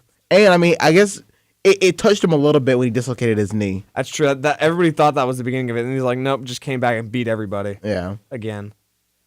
I don't really know to go to the Antonio Brown stuff. It's He's done in the NFL. He's dropped a lot of music. That's what he's been doing. All his albums. That's what I'll say. We're about to come back from the next commercial break playing one of those songs. No, I don't know. From 22 hours ago, said he was barricading his house, and the cops said that he is confrontational and dangerous, and he owns guns. So I don't think they might. No, wait, that was 22 hours ago? Yes. And nothing's happened since? Not He's that I just know still of. there? Thing is, I mean, they it makes sense said, they don't want to storm. quote, Because suspect owns yeah. guns and is confrontational. So I don't think they want to mess with him. I guess my question is, did they just like pick up and leave and like, all right. Yeah, it's like, yeah, you're good, bro. Yeah, like, all right. I think they're just still there. Probably are. They're probably just not gonna. They're gonna wait it out and hope that he just comes out on his own. But we'll see. Might send the SWAT in there if they have to. This is. It's so crazy. All that's happening. So he's not coming back to the NFL. No, that will never happen. He's not going to the XFL. It might suit him. That's the Wrestlers League. You telling me Vince McMahon will not go out of his way to sign him? Vince McMahon will make a reality show with Antonio Brown on the XFL. Maybe this is the start of it. We just don't know Vince yet. McMahon once pitched a story where he was the father of his daughter's child. So I'm just saying this is not the craziest And he also thing in the fought world. God one time. He also did fight God in a match one time. So And I mean, I guess technically the current president of the United States, he also had beef with at WrestleMania. I remember that. Yes, and he got his Took head him shaved. down. This is not the if anybody's going to get Antonio Brown, it would be the XFL because Vince is crazy. So And I mean, he could always go to Arena Football where his dad was big. He The fall from grace that would go from I thought the a arena Hall really of fell apart, Famer. though. Do you think he's going to be in the Hall of Fame now because of all this? The NFL, well, if Eli got in. That's true. If No, Brad Johnston can get in, Brad Johnson did not get in. he's going to get in. I'm telling Stop you. it. I mean, does Antonio Brown deserve us? From the historic stats he was putting up, I don't think the NFL would. I don't think the NFL would allow it Because he'd have to give a speech. Yeah. And That's he'll give it from the jail go- cell. All right, Let's be real. satellite. Nobody would vote him. There's no chance he gets voted in. Yeah, But if you don't go off of character, you go off of pure athleticism and his stats, career. statistics. If they T- put in good career, great if they career. can get T.O. in after a while, But then that's maybe. a whole different thing. T.O. I know. did I'm not saying sit-ups in No, his I'm not saying T.O. driveway. went crazy, but he was a locker room cancer. I mean, yeah, but there's. I'm not there's- saying they're the same And thing. also, his speech might be crazy. T.O.'s. That would be because crazy. he is not happy. Yeah, he's mad. And then, I mean, again, the Hall of Fame is weird. Drew Pearson's still not in. Did anybody see that this Yeah, past week? that was- He's that the kinda only made me member of sad. the All Decades team from the 70s to not be in the Hall of Fame. The only one, which is a little absurd. But the Hall of Fame is weird. It wouldn't be the craziest thing, but again, it is voters, and if a narrative is pushed, the voters will not vote. Pete Rose is still not in. Bonds and Clemens are not in the MLB, and in the NFL, T.O. missed a year or it was not a first ballot somehow just because he was a drama queen. Antonio Brown is, I don't know, what word should I use, Jared? Crazy? Unhinged?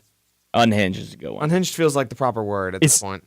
You remember how Antonio Brown enrolled at Central Michigan again to go back to school? Oh Lord, is he still doing that? I don't know. I think he took online Do you remember classes. that post he No, made he about, was he was there and he was asking people to write papers for him because he didn't want to. Yeah, and then he made a post about writing one and half of his tweet was grammatically incorrect and he misspelled 4 words. And He's okay. Grammar's not even that important. But yeah, he spelled English wrong or something. It was bad. He's a rapper now, so he doesn't need that. I was about to say mumble rap his way. Yeah. It's just he's not. He should get in based on stats, but he's not going to. Let's talk about right quick before we get out of the NFL. Kevin Steele. We're gonna go from AB to Kevin Steele, getting an extension, not going anywhere anytime soon, and that stingy Auburn defense looks to keep its leader around for the next couple of years. 3-year extension? Yeah. 2022. 2022, 3-year extension for Kevin Steele. So he stays. Auburn now has Chad Morris as offensive coordinator. So it's that Kevin Steele, Chad Morris combo. Gus at the helm. Recruiting class looking pretty nice. Big thing is if you replace Woodson, who just left for Florida State. Yeah, so Auburn lost its assistant DB coach. He was only there for 2 years. They've dealt with replacing him before. He was an insane recruiter. That's true.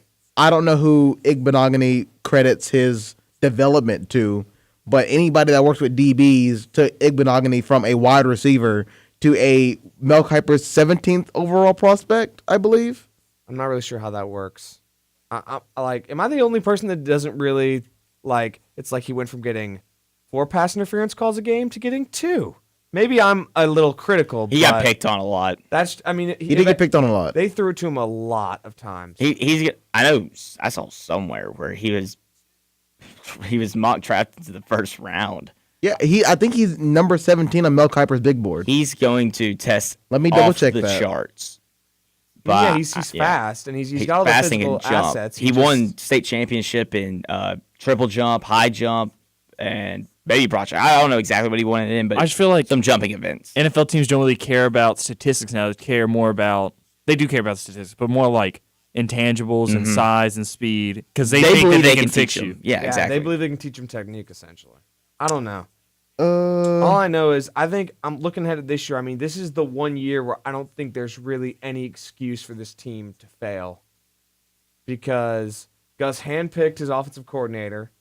He's returning his freshman quarterback. He's got the best defensive coach in the country and arguably the best assistant coach in the country. I would say that after seeing LSU destroy everybody except for us. I think, and then I look back and when was the Auburn offense the best is when Gus had somebody he could work closely with who was his friend, essentially, Rhett Lashley. Now he's got Chad Morris. I think this is a year where Gus really has to succeed, and 9-3 probably is not going to cut it. That's just me. Well, Auburn does have a, would you say easier schedule this year? They don't have Florida, so yeah, I would say that. Kentucky, North Carolina. North Carolina's a sleeper team. I wouldn't be surprised to see if they're good, but yes. The thing is that for what Auburn has, they should not lose.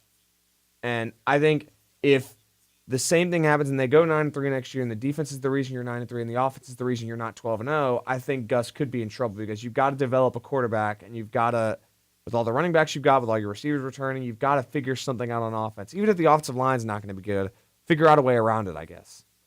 If you can't recruit offensive line, then figure out a way to avoid that problem. And I think it's safe to say that after J.B. Grimes gone, that the offensive line is going to be a big focal point.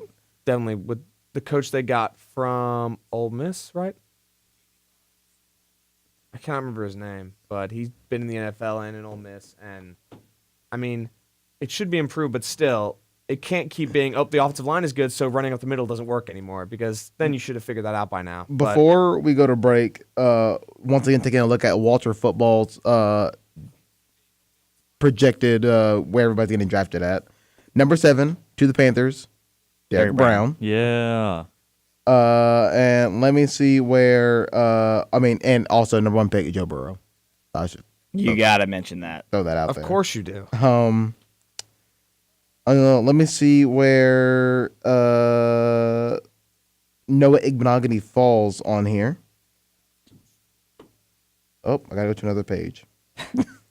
Well, he probably isn't in the first round of a mock draft. He might just be on the big board as a great prospect.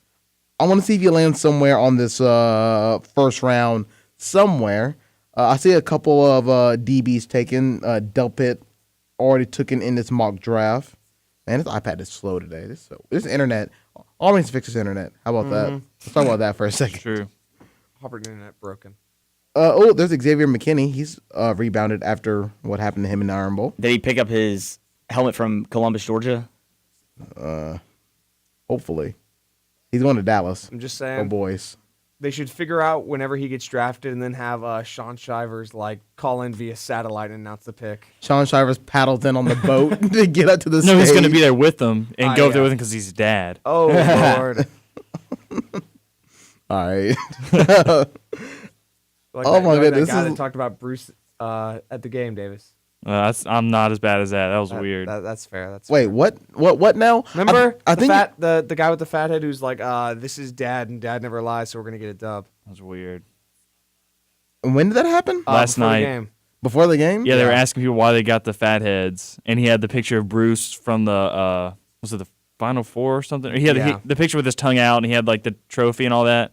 And he's like, "Yeah, Dad said we're gonna get a dub. It's my dad, so it's a guaranteed dub." It was really, Dad never lies. Yeah, it was weird. All right, well, while I go throw up after that mental image, we're gonna head to a quick commercial break, and when we come back, we'll have more of the Extra Point here on WGL 91.1 and Eagle Eye TV. We got the power.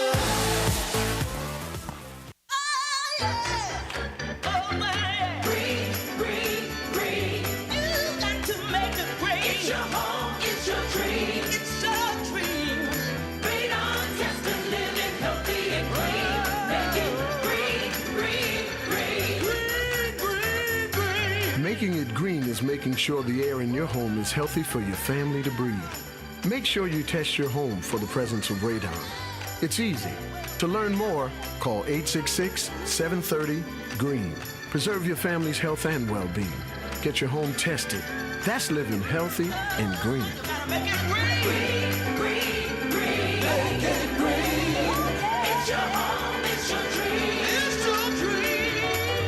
Make sure you test your home for the presence of radon. It's easy. To learn more, call 866-730-GREEN. A message from the US EPA. It may be hard to believe, but people just like you are already saving money. FeedThePig.org makes it easy. Their simple savings plan teaches you how to start saving without going overboard. So you don't need to mooch off your friends. You gonna finish that grape? You mean the one in my mouth? You don't need to stop buying the necessities. What you're smelling is a natural musk. Ew. You don't need to be a medical test subject. How do you feel? Mostly okay. Sometimes, though. You don't need to get a second job as a stuntman. We need a new stuntman. Let's break for lunch. You just need an internet connection. Don't get left behind. Start your personal savings plan with the tips and tools on feedthepig.org. That way, you don't need to sell your soul to the devil. $15 is the best I can do. All right, deal. Brought to you by the American Institute of CPAs and the Ad Council.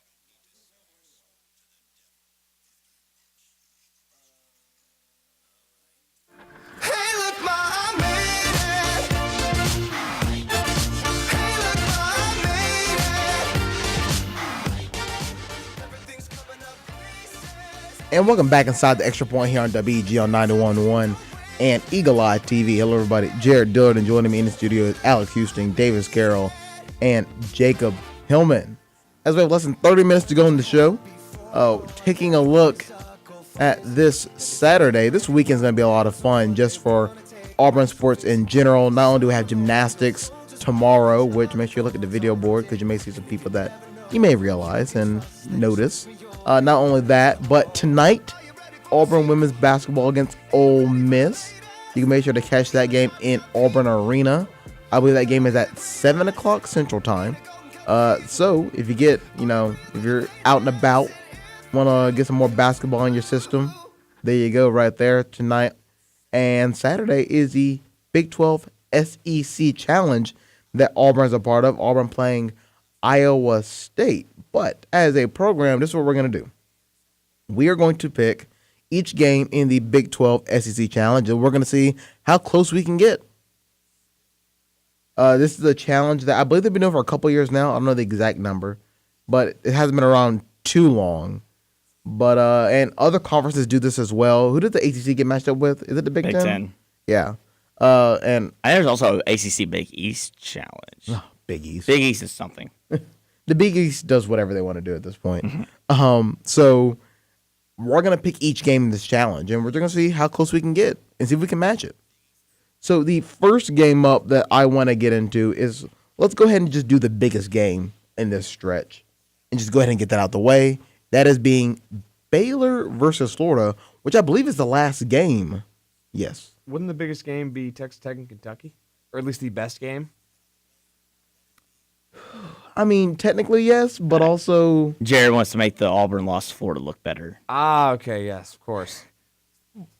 With the record of number one teams on the road this year, You're and right. Baylor just became number one. That is true. And Florida, who was a perennial top 10 team, and then they just fell out. This could be the click that they need in their mind to get right back into it. You're right. I believe, in my opinion, it's the biggest game. Texas Tech, Kentucky, just doesn't, I don't know, it just doesn't, it doesn't pop off like Baylor, Florida does. It's just two middle ranked teams rather than the number one team. You're right. You're right. So Baylor and Florida. Baylor going on the road, new number one team. How long does it last? Well, Florida has something to say about that. ESPN FPI gives Florida a 63% chance to win at home against the Bears. We'll go Alex, we'll go Davis, Jacob, and then myself on these picks. Alex? I mean, Baylor's been playing pretty good, but Florida, it's prime time. They are just coming off of a loss to LSU, which could either motivate them or kill their momentum. But again, prime time, it's going to be a sellout in that arena. I think I'm going to have to go with Florida. Davis? I was wanting to go Florida since it's at Florida, but I'm going to go Baylor because the way Auburn shut them down in the first half of the first quarter, even though they couldn't score, they did shut them down on defense. I think if Baylor can kind of replicate that and then use their scoring to just give them a punch in the mouth, I think they can leave Gainesville with the win. Jacob? Yeah, I mean, you make the good point of number one teams on the road, but I can't do it. Baylor's going to win this game. Jared, what do you think? I'm picking Florida. I like what they're dishing out. I think Blackshear, big moment, big stage. I think that they're going to try to put on a clinic in front of their home crowd. I think they have a good bit of momentum. They're feeling pretty good about themselves. I think for Florida's kind of almost in the same boat as Auburn, where a lot of the stuff that's up with that team is a lot of mental stuff. And when they start getting wins, it'll come back to them. It's a good Florida team, no matter how they started the year. And I think if they don't beat Baylor, they'll definitely give them a very big scare. But I'm going to take Florida at home in primetime. Would you change your pick if I told you that Baylor has been holding opponents to 58 points a game and 38% from the field? Nope. Would you change yours? I mean, you mentioned Auburn shutting down Florida. I mean, Baylor looks like they got a better defense, but I'll stick with Florida. Might as well stick with it. He's locked in. Might regret it, but we'll see what happens. Up next, Mizzou in West Virginia. This one I feel like is unanimous, but we got to do it because we got to do it. I never pick a big against Bob Huggins, West Virginia. West Virginia. Davis? I'm going to go bold. No, I'm not. No, West I was Virginia. about I'm just to kidding. say, I'm kidding. nah. Going West Virginia. West Virginia. I'm not easy. that dumb. West Virginia all the way Missouri's around. 1-4 away from home. Yeah. And Bob Huggins is the GOAT, so I really can't argue with that. there you go. LSU versus Texas. This one should be interesting. It's in Texas, but okay. Texas did just lose to West Virginia by 40, So I mean, so did Memphis and Tulsa. So that's true, but I'm not. It doesn't matter who they lost to. The fact they lost by 40 is the point where I don't think they'll win. They're coming off 2 very bad losses. Not very bad, 2 tough losses. They've only won 2 of their last 6. I'm gonna go with LSU on the road. Davis? I'm going to go LSU as well. They've been more consistent than Texas, and I trust them a lot more. Jacob? LSU. Shaka Smart's not going to be at Texas next year. LSU sweeps the board. I'll also be taking the Tigers as well. Mississippi State and Oklahoma. That game is in Norman. It's the most difficult one to pick. Yeah, this is a Mississippi State team that, by the way, has only played 3 games on the road. Haven't moved around a lot. Oklahoma 7-1 at home. ESPN FPI gives, BPI. FPI is football. BPI gives Oklahoma a 52% chance to win the game. Oklahoma has lost 3 out of the last 4 games. That's true. Mississippi State has won the last 3. That's true. But, I mean, 2 of those losses were to Baylor and Kansas, but they also lost to Iowa State. And that was actually their worst loss, which doesn't really make any sense. Big 12 doesn't make sense when you look at it real hard. That's true. I'm going to take Mississippi State, especially with who's that guard that returned? Weatherspoon? Nick Weatherspoon. He's going to keep getting better the more games he plays. And he's already played 3. There's 3 that have been wins. I think he's only played 8 games. This will be his 9th. He could be big, so I'm going to take Mississippi State. Davis? I don't think either team is that amazing, but I think it's going to be a decent game. But I think the home court advantage for Oklahoma is going to push them over the top. So I'm going to take Oklahoma. Yeah, Mississippi State can't play on the road. Oklahoma's going to win. Yeah, I'm also going to Oklahoma as well. Dang. Sorry, Alex. Yikes. Yeah. It's fair. Lone Wolf went bold. It's fair. I'll take it. Here is one of the more interesting games that is on the docket. Tennessee going on the road to Kansas.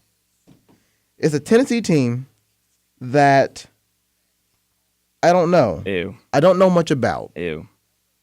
They Don't believe in are them. a weird team. Yeah, I wouldn't. 2-2 away from home. You have Kansas, who is coming off the brawl. They've won 4 of the last 5. Their only loss is to Baylor. Other than that, against Oklahoma and Texas, which were on the road, they probably had games that were, they controlled. 66 points scored. But for Tennessee, I think the one thing for Tennessee they got going for them, when they win, their opponents don't score a lot. Can Tennessee stifle that Kansas offense? It's tough. Kansas is without their secret weapon, stool-wielding DeSosa, but I still think they're going to get a win. So, Kansas. Davis? Tennessee lost a lot of its great players from last year, and Kansas is still Kansas to me, regardless of the brawl and the suspensions, and it is at Kansas. So I'm going to take Kansas as well. Jacob? Yeah, it's Kansas easily. The Tennessee without Lamonte Turner, it's not the same Tennessee team as last year, or even close to it. I will also go Kansas as well, although I will say Tennessee will probably surprise a lot of people, maybe even lead for a decent bit of this game. I don't think so. And then maybe they'll score first. Allen Fieldhouse is going to be rocking. And maybe they'll score first. Yeah, no 2-0 for a minute. Ouch. So what we're going to do is 5 picks down, 5 more to go, as we're going to head to a quick commercial break. And when we come back, we will have more of the Extra Point here on WEGL 91.1 and Eagle Eye TV.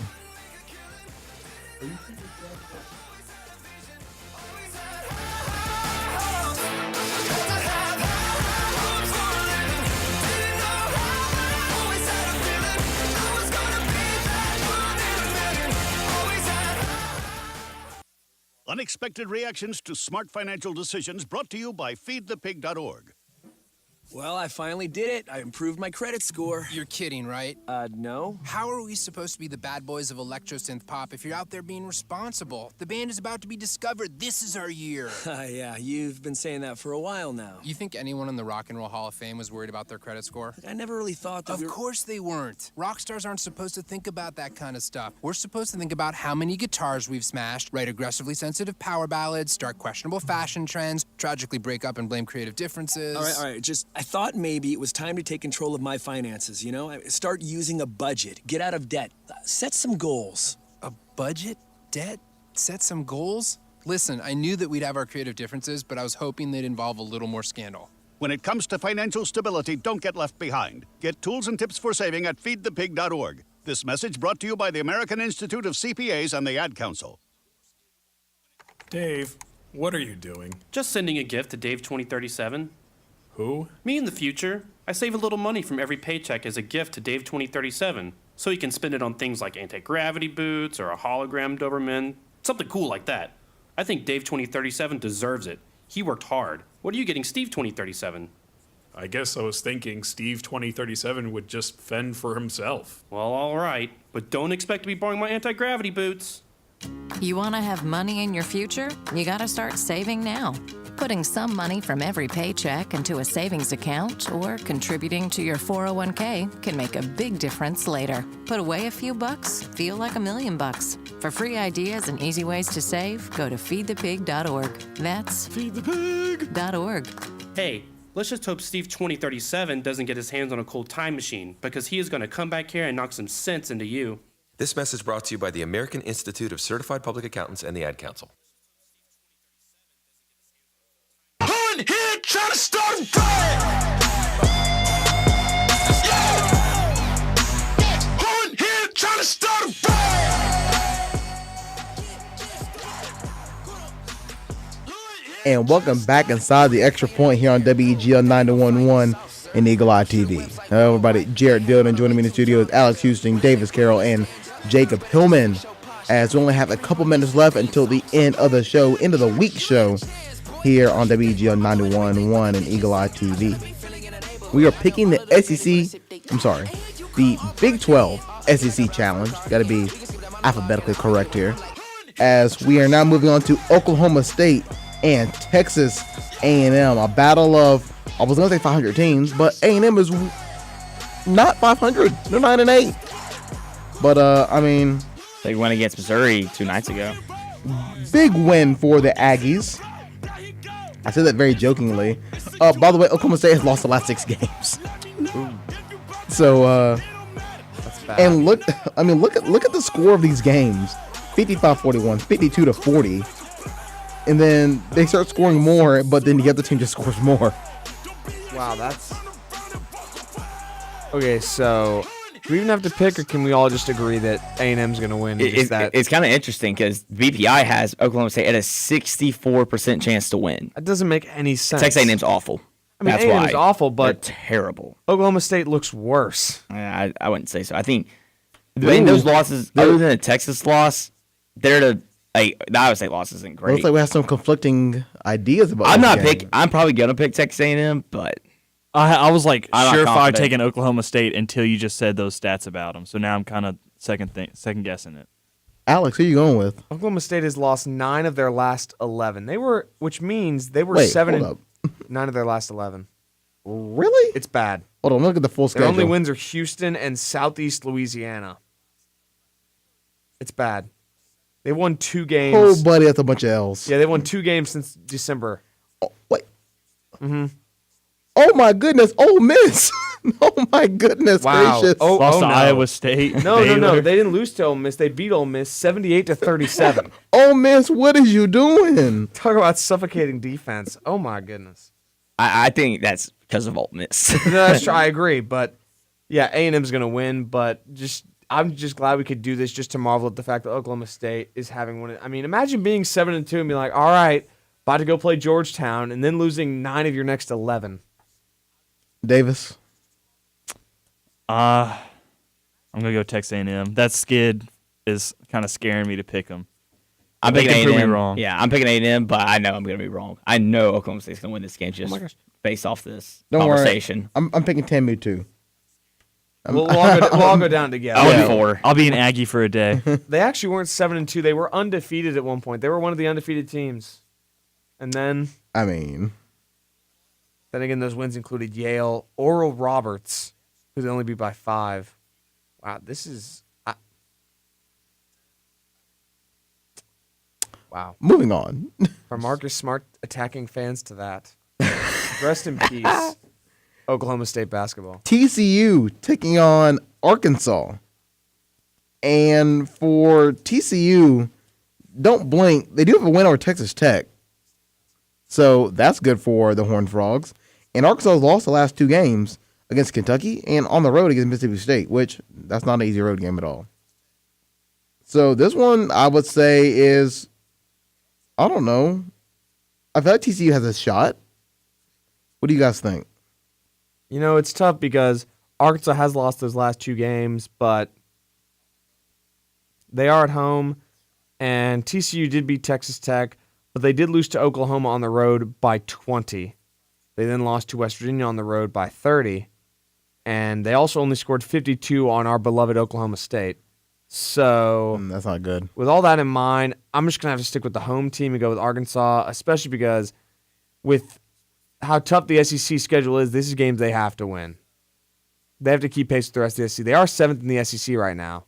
They have to keep pace. I know this is not a conference game, but they got to keep pace in terms of just overall record and get a higher seed in the tournament because that's what they're looking at right now. So I would go Arkansas. Davis? Alex put it pretty well. I'm taking Arkansas as well. Jacob?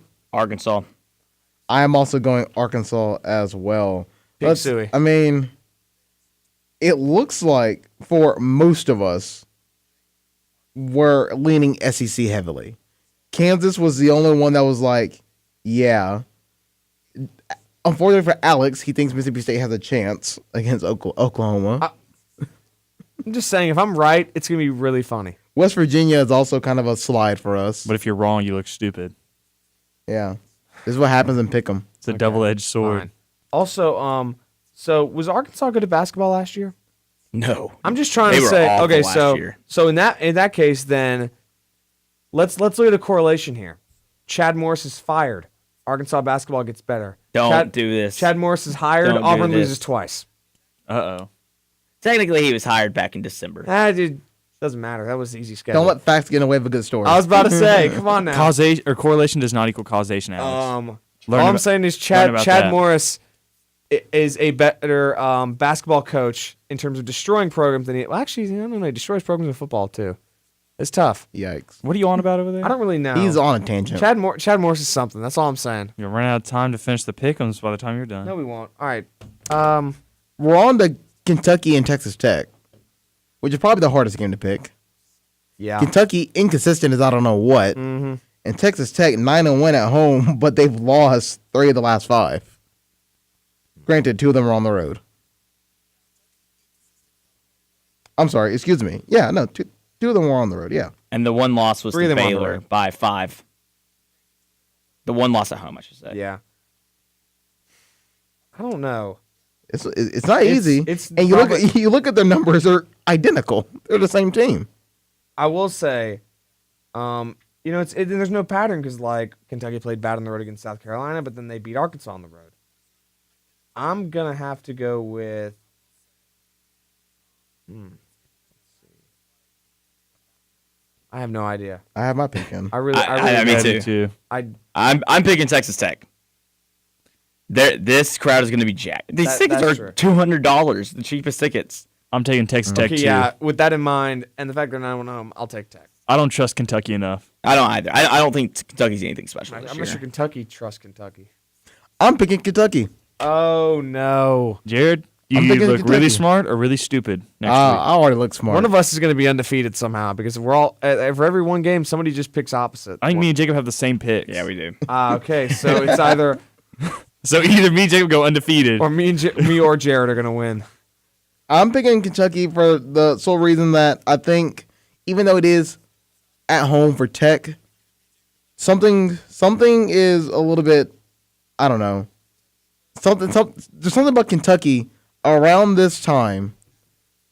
Eventually, for Kentucky, they need time to gel together, and then when they do, they're always that Sweet 16 team.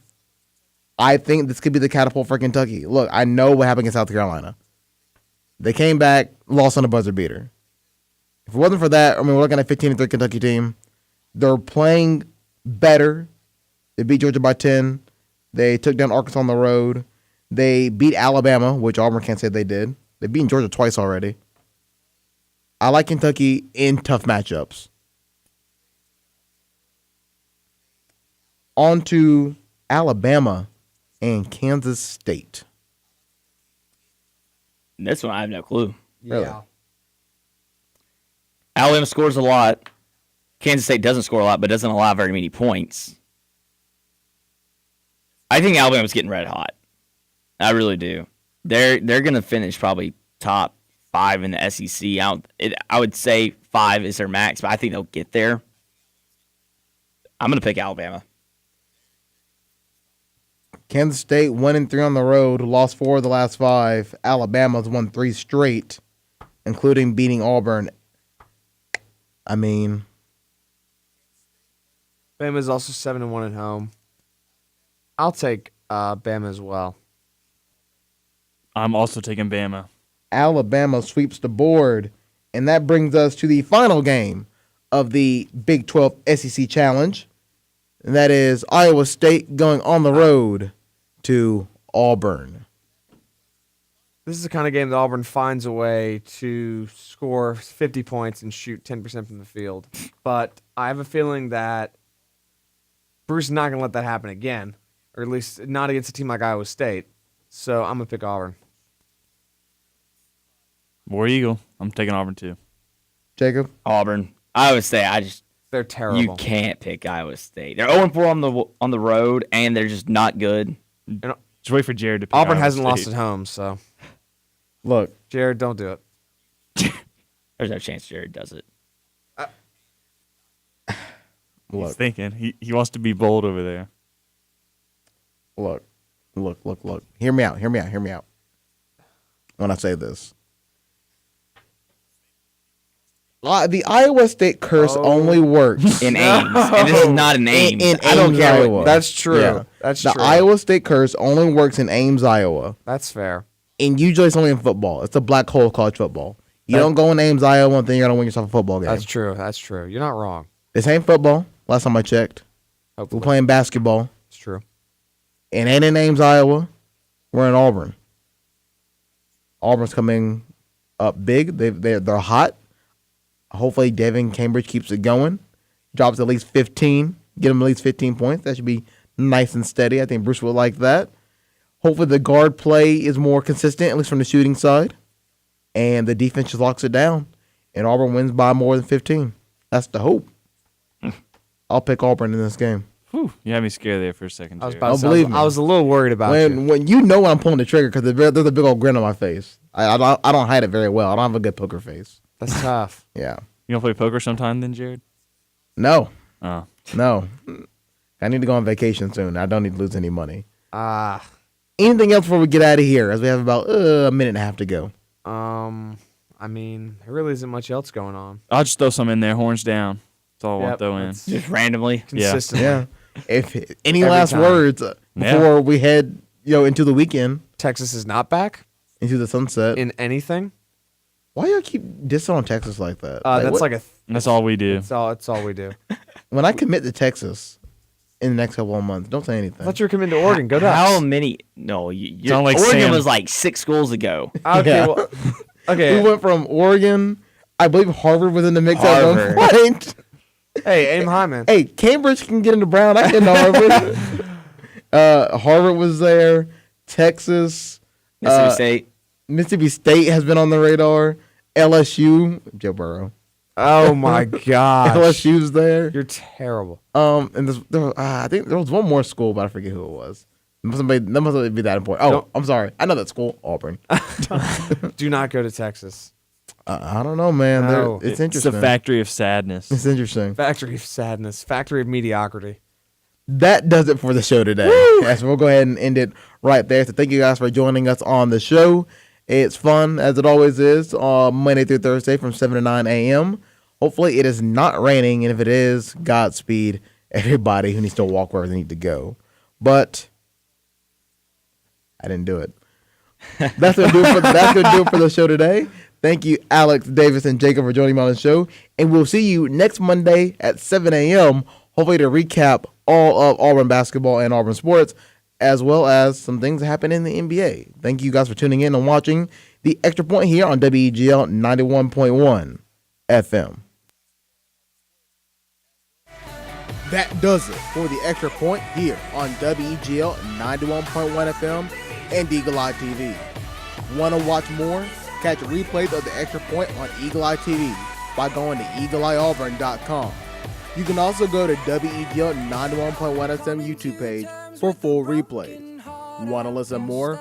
We have you covered. Tune in to Spotify, iTunes, Stitcher, or SoundCloud and search WEGL 91.1 FM for more of the Extra Point and other sports content.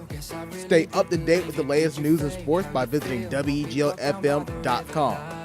The Extra Point, bringing you the X's and O's from around the plains of Auburn and around the world of sports.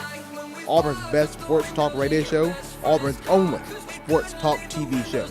Watch and listen live Monday through Friday from 10 a.m. to noon.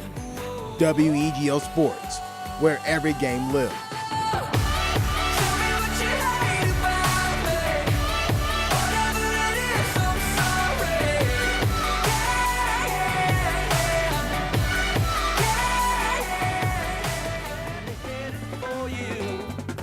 Driving that train, pound cocaine. Casey Jones, you bet. Watch your